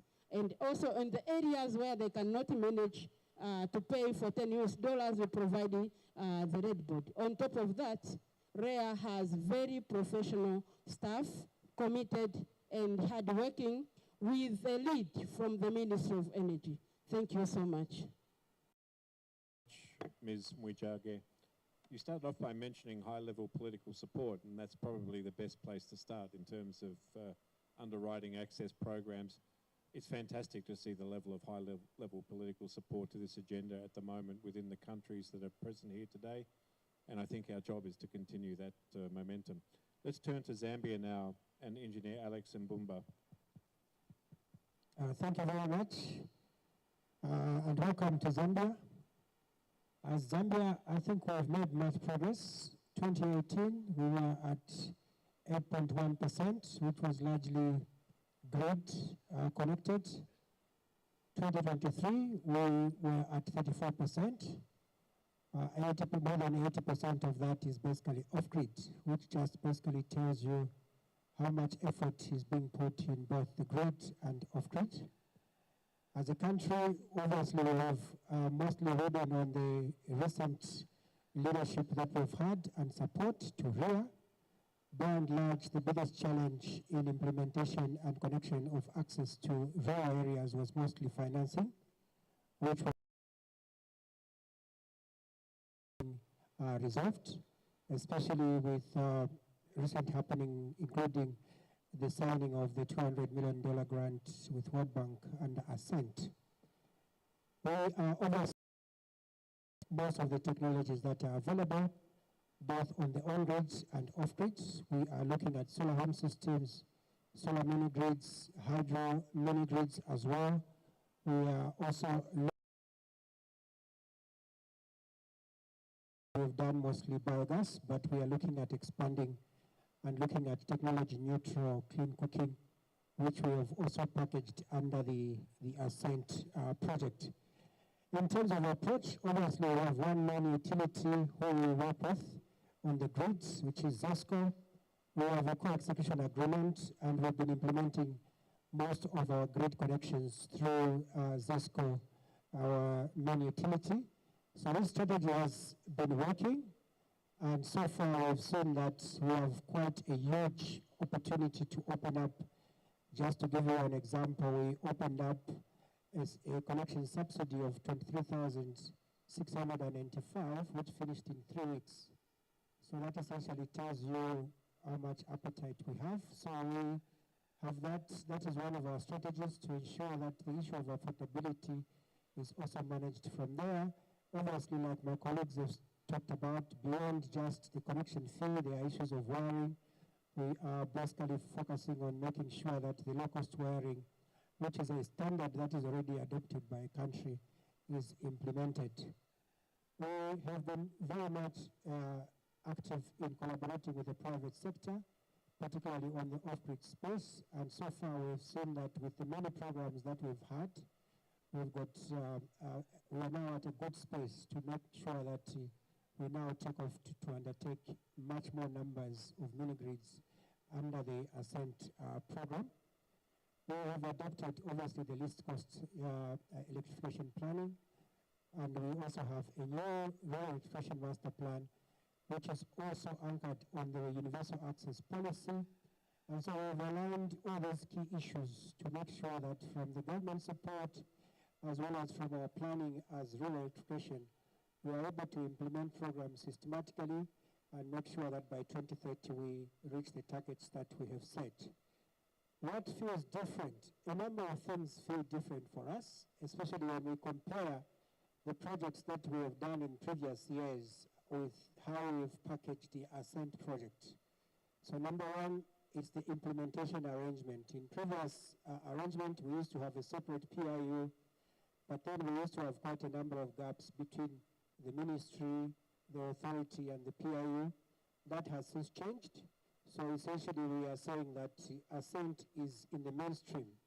It's the main program that we are implementing.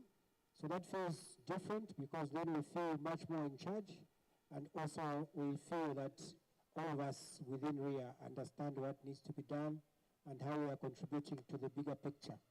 The issue of financing, we know that in previous programs, I think we avowed a capital subsidy of between 45 and 50%. Now we are saying that within Ascent, we intend to increase that, and also avow a line of credit, which you can borrow against as a private sector, to make sure that the bottlenecks that we've had over the years, particularly the issue of financing, which used to take quite a while, we believe that by de-risking the financing part, we should be able to attract much more private sector.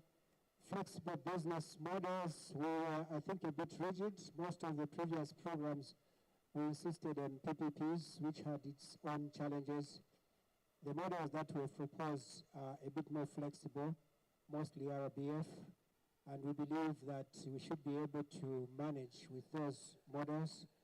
The scalable disbursement, in some programs that were run before, the disbursement was not scalable, meaning that the actual disbursement was only made at the end when the private sector completes the whole, but that had its own challenges, and we've created milestones-based system which we should be able to help.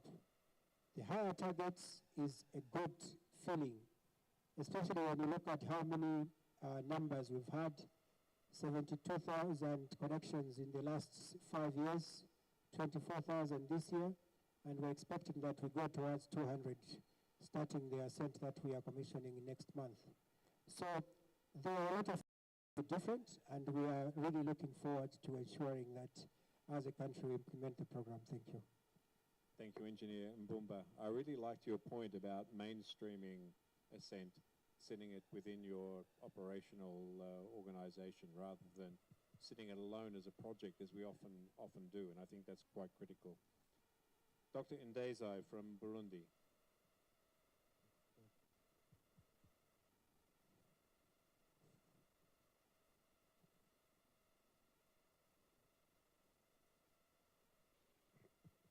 Okay, thank you. I see Dr. Martin.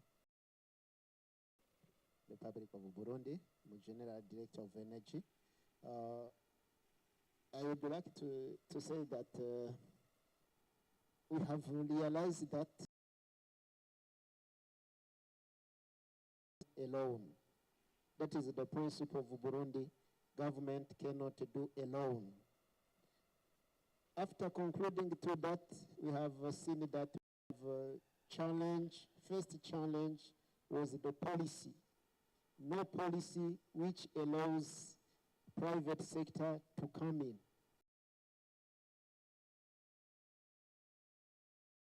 The law, electricity law, has been changed and production sector has been opened to the private sector.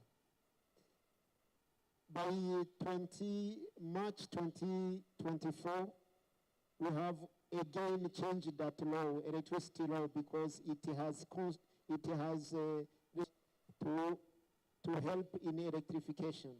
That's why in the Republic of Burundi, we have done that and allowed the private sector to come to help electricity grid. And by opening the private sector,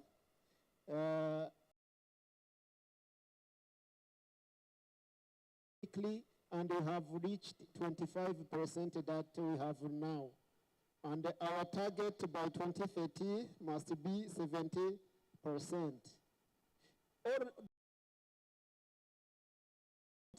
Ascent project without compact project, we are doing it as reforms of country. And after that, after realizing that there are programs which are coming, Ascent program, and World Bank has accepted and has funded our first project, Ascent project, which is now being implemented. So in that, we have the private sector. We have given $20 million to the first Weather Power, who has accepted.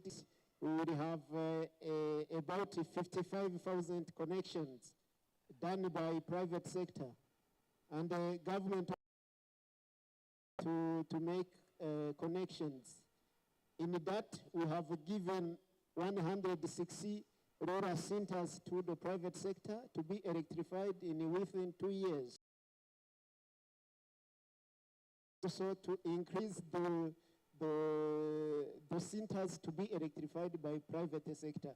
So that if we don't open to the private sector, we don't by 2030. So we have analyzed since our independence, Burundi independence, up to 2020, by having around 10% of access to electricity. If we continue alone, we cannot go anywhere. So Ascent project is coming as a solution, and that solution will be also implemented to the compact M300 electrification, where Burundi also has accelerated his compact document, and the document is ready now, and it has been in the second cohort, 17 countries. Burundi is inside. So that we hope that by 2030, we will have nearly the access of 70% of population.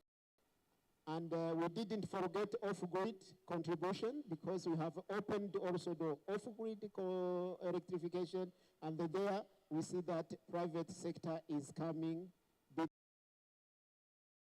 Of one project, Nyakiriza project, which is giving subsidies to the private sector to implement the solar home systems for the rural population. And now we are negotiating a large, which will touch a big capacity of the country, so that we are looking how to negotiate with them, and to get funding from M300 program, and they have committed to mobilize $1.4 billion. So what are the challenges? I can highlight the first challenge is the law of funds. But we are resolving the law of fund by putting in place the fund of access to electricity, which will be set up to the Council of Ministers to be approved, and will be set up so every private sector will be going there to get funds and to implement projects. The second challenge is the long time of project implementation, so that there is a go and come of documents which is delaying the implementation of the project that we need to improve between our and the country itself by passing through the PIU, who has to increase their mobilization on the project. The last challenge is the tariff, which is not reflecting the real price, and that must be resolved by putting into the subsidies. So I can stop by here. In general, is that. Thank you very much. Thank you very much, Dr. Ndeze. None of us can do this alone, I very much agree, and this collective, convened under COMESA and supported by the World Bank, is going to be extremely important in achieving some of the access targets that have been set under Ascent programs, and most importantly, learning from each other, which is exactly the point of this session. Last but not least, let's go to Ethiopia and Mr. Bahanu.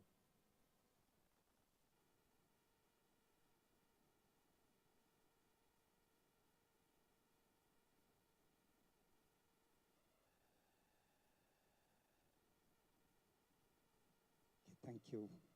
Hello, everyone. Thank you for just getting this information to share our experience.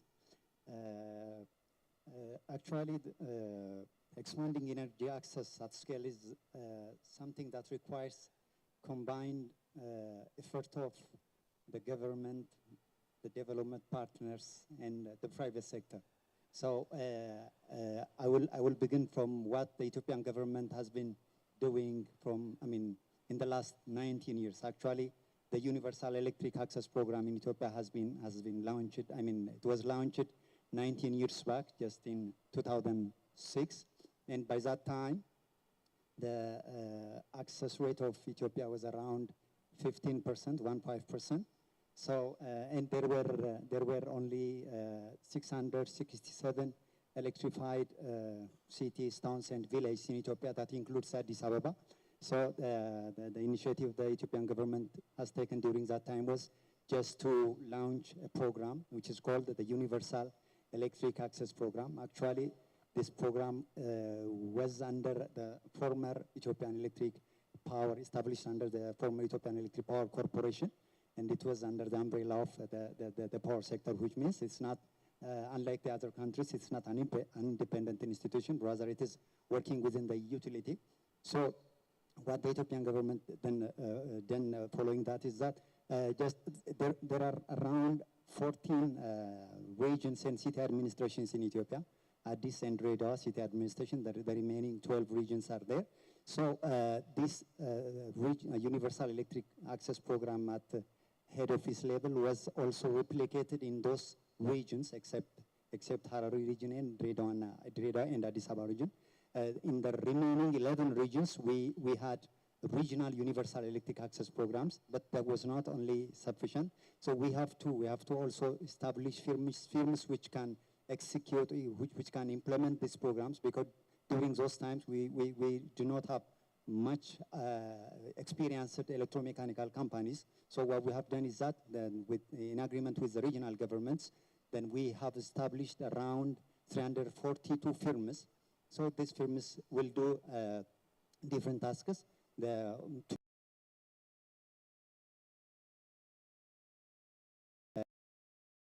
involved in the installation of distribution lines. There were again 68 local contractors again which participate in the low voltage concrete pole production. Then following that, then the Ethiopian government started budgeting finance every year. So for 10 years through this approach, we were announced. So the total number of electrified towns in 10 years' time reached around 6,341. Then following that, in 2017, national electrification established. I mean, it just launched. So, I mean, its main purpose was actually to increase electric access in Ethiopia, just to enhance the Ethiopian electric utility has come into picture. So in the first parent program, the World Bank just supported with 375 million USD. So in that parent program, around 1.2 million customers just got access through this finance. Then following that good performance, then the World Bank again provided the Ethiopian government with additional finance of 250 million USD.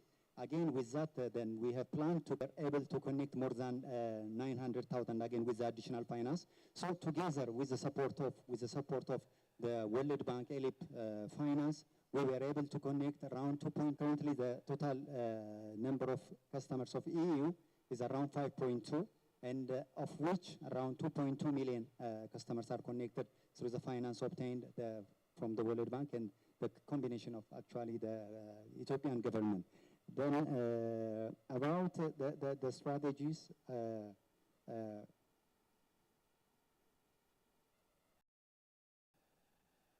sorry.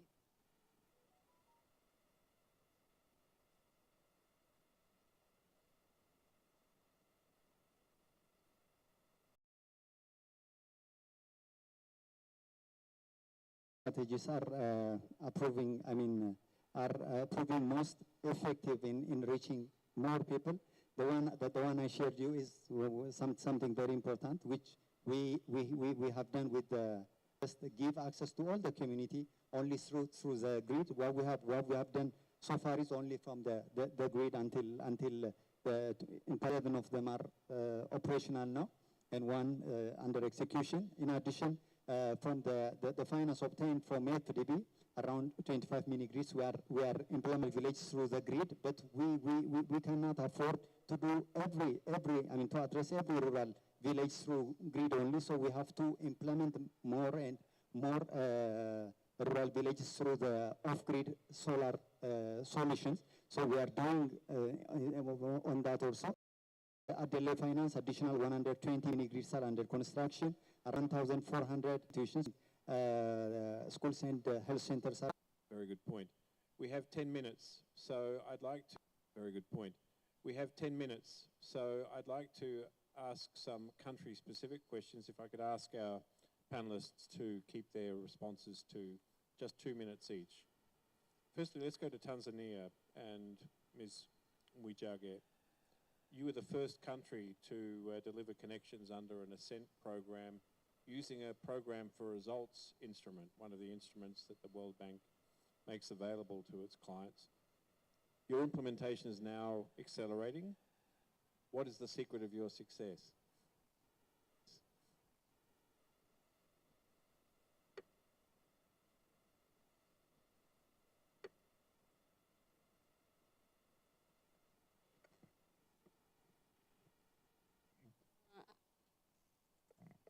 Thank you very much.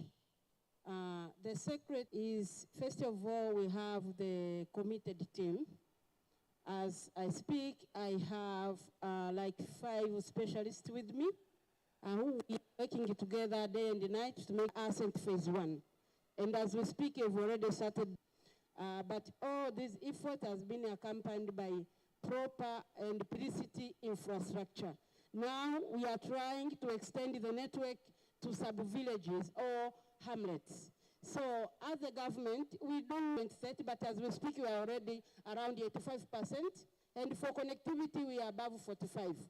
So we believe in Tanzania, before 2030, we will achieve 75% connectivity, as well as 100% access. Thank you.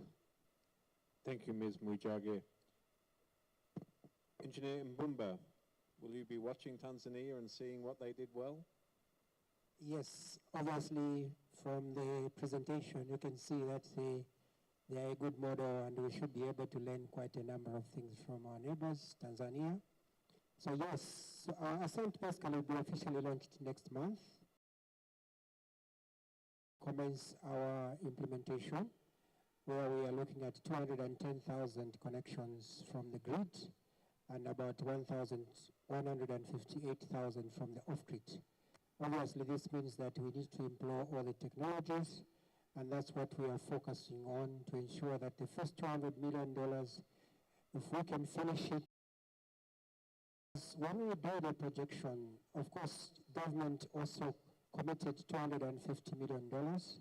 That means we are looking at $450 million, but this is any other funding, which essentially means that we'll miss the target of universal access by 2030. So the strategy is obviously to utilize to help us implement and close the gap that will remain for us to reach 100%. So that's what you expect to see in the next few months. That will help us get the numbers and also improve our access. Thank you so much. Thank you. Mr. Mafuta, Malawi has shown that you can achieve both. Have discussed the need to approach both of these subsectors in balance. How has Ascent helped you in doing that? How have you achieved that?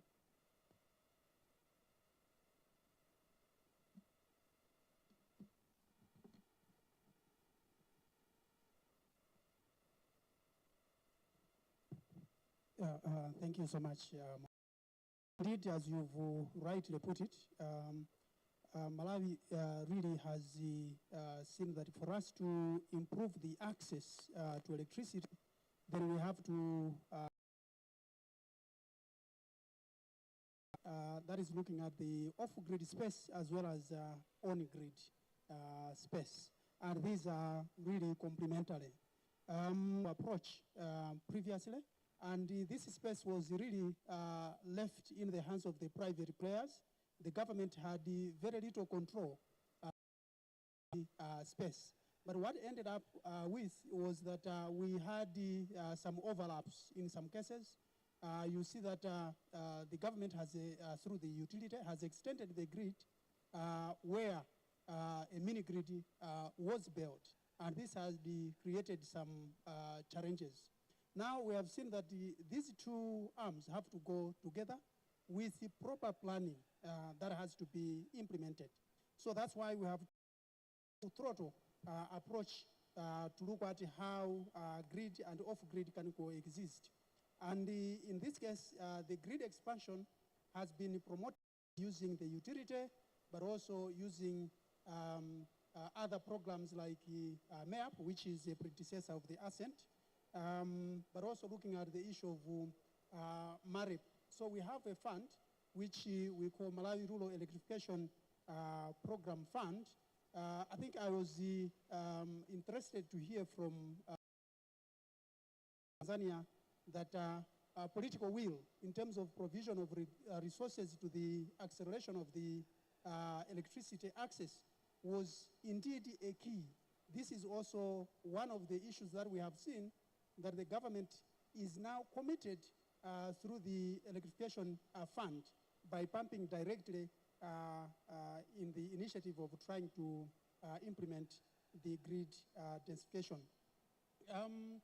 In terms of the mini grids, which I've said, I think are now coexisting with the grid, what we have seen is that we still need to have private participation in these mini grids, and therefore, as government, when we develop these mini grids, we leave them in the hands of private players to do O&M issues. So we sign a concession agreement with these players to manage the affairs of these mini grids.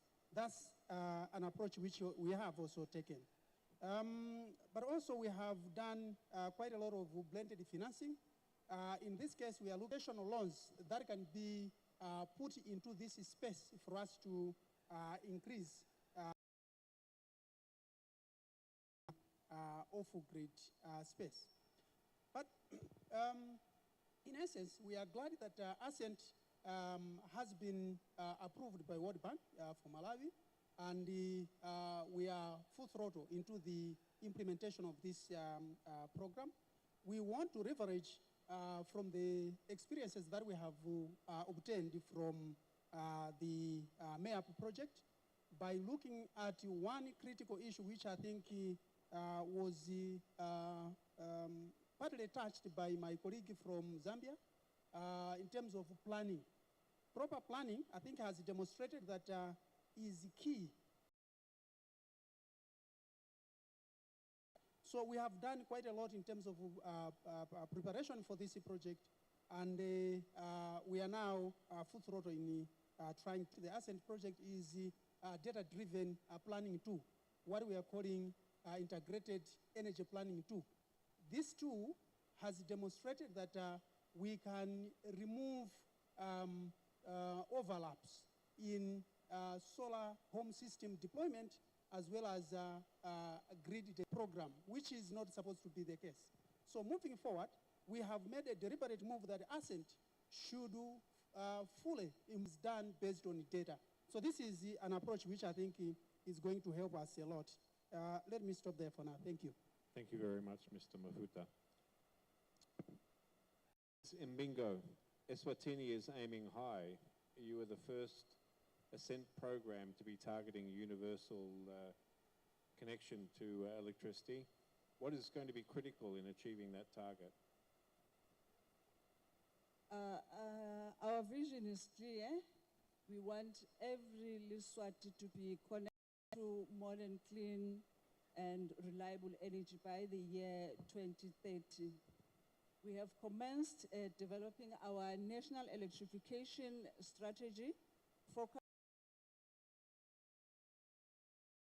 also completing electrification in grid viable areas by the year 2028.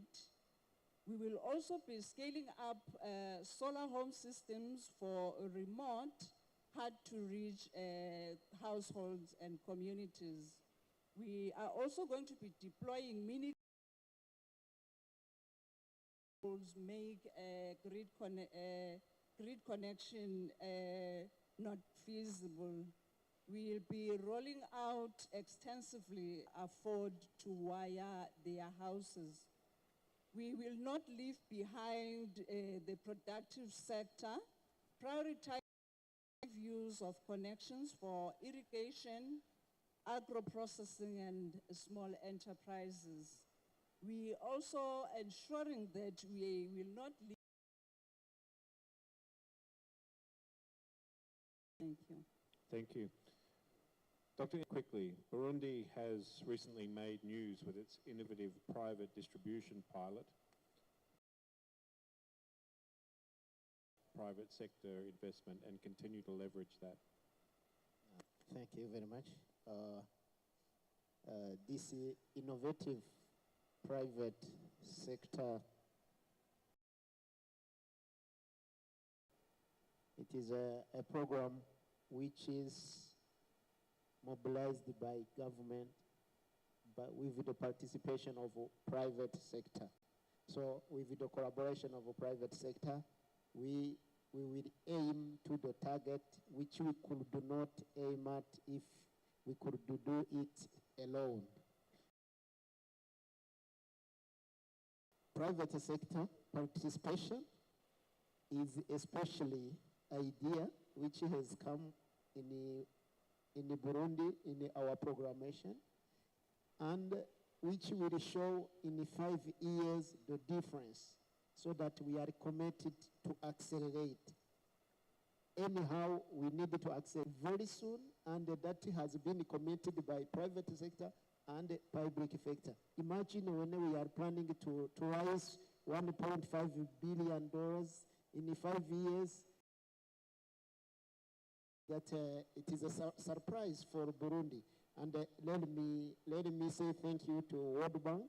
Yadviga, she's there, and the Burundi team for World Bank. for their support. We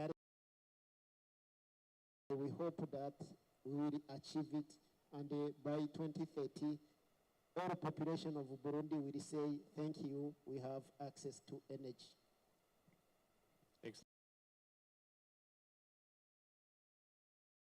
Has recently approved an Ascent program. You mentioned that it's not the first. It's one in a series of programs that have supported access. What's the most significant lesson to this Ascent program? Thank you. What we have actually, where we can, even our other friend countries can learn, is that support of the government, very serious support from the government. So there should always be a support, high-level support from the government side. Even in Ethiopia, the Ministry of Water and Energy will evaluate the progress of this program every month. Sometimes, if not possible, at least a quarter, they will evaluate it. Then the Ministry of Finance is supportive in implementing this program. So from both sides, there has to be a commitment and a support. That's one of the most important things I can mention. And the other thing, we have to be very flexible to learn. When we begin implementing the ELI program in the first 2 it was a kind of lower. Even we were connecting below 100,000 customers in the first 2 years. In 2017 and 18, our performances were not as such. Then we just sit down and discuss. Then what was done is that previously this was being implemented only by the PIU, the project implementing unit. When it comes to connecting customers in all over the regions.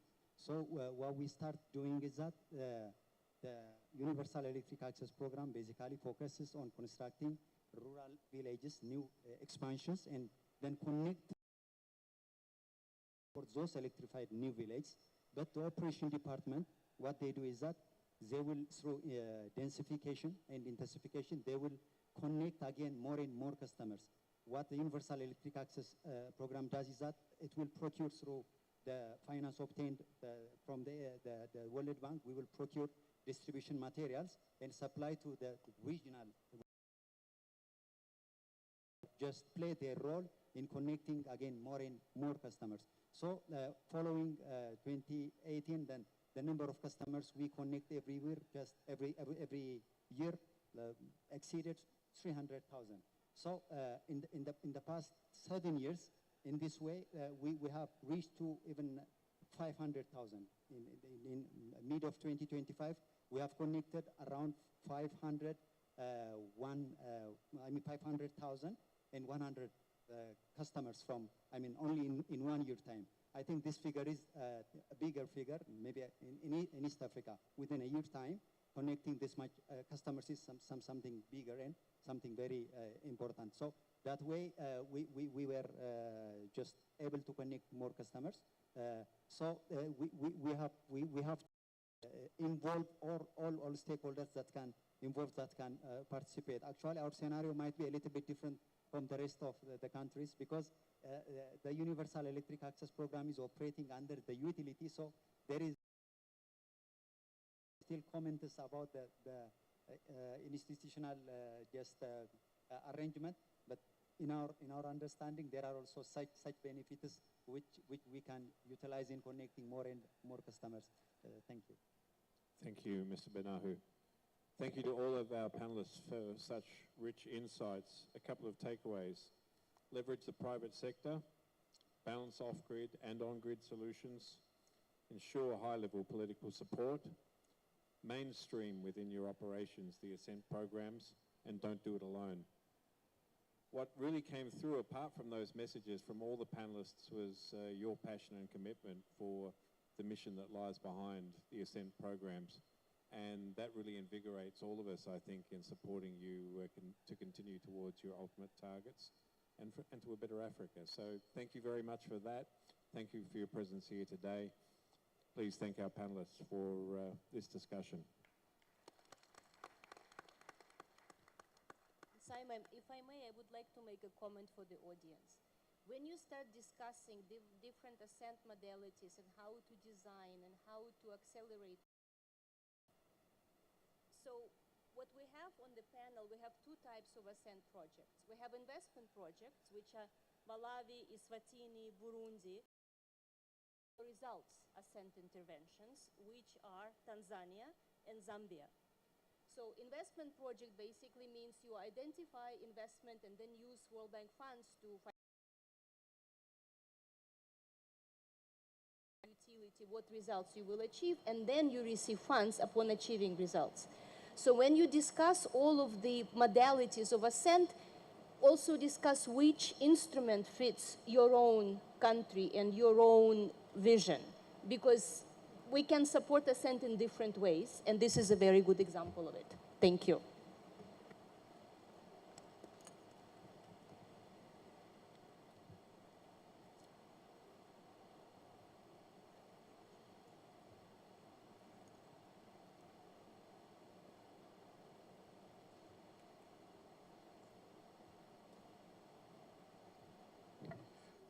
Thank you very much for this very practical session. I'm sure we've learned a lot.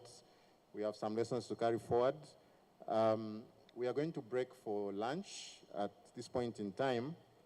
And after we come back from lunch, the next session will be on driving energy access through digital transformation.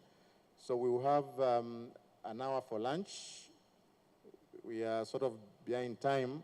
So the time is 14:30 now, or 2:30 p.m. We are coming back at 3:30 p.m.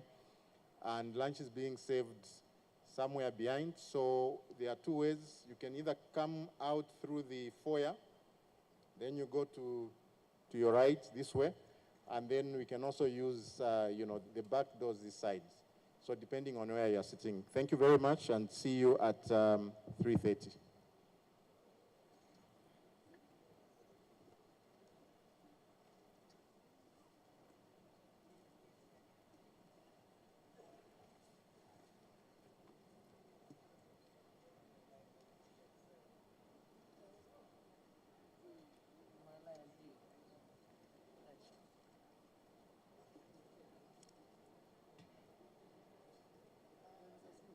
kunjani ndoda?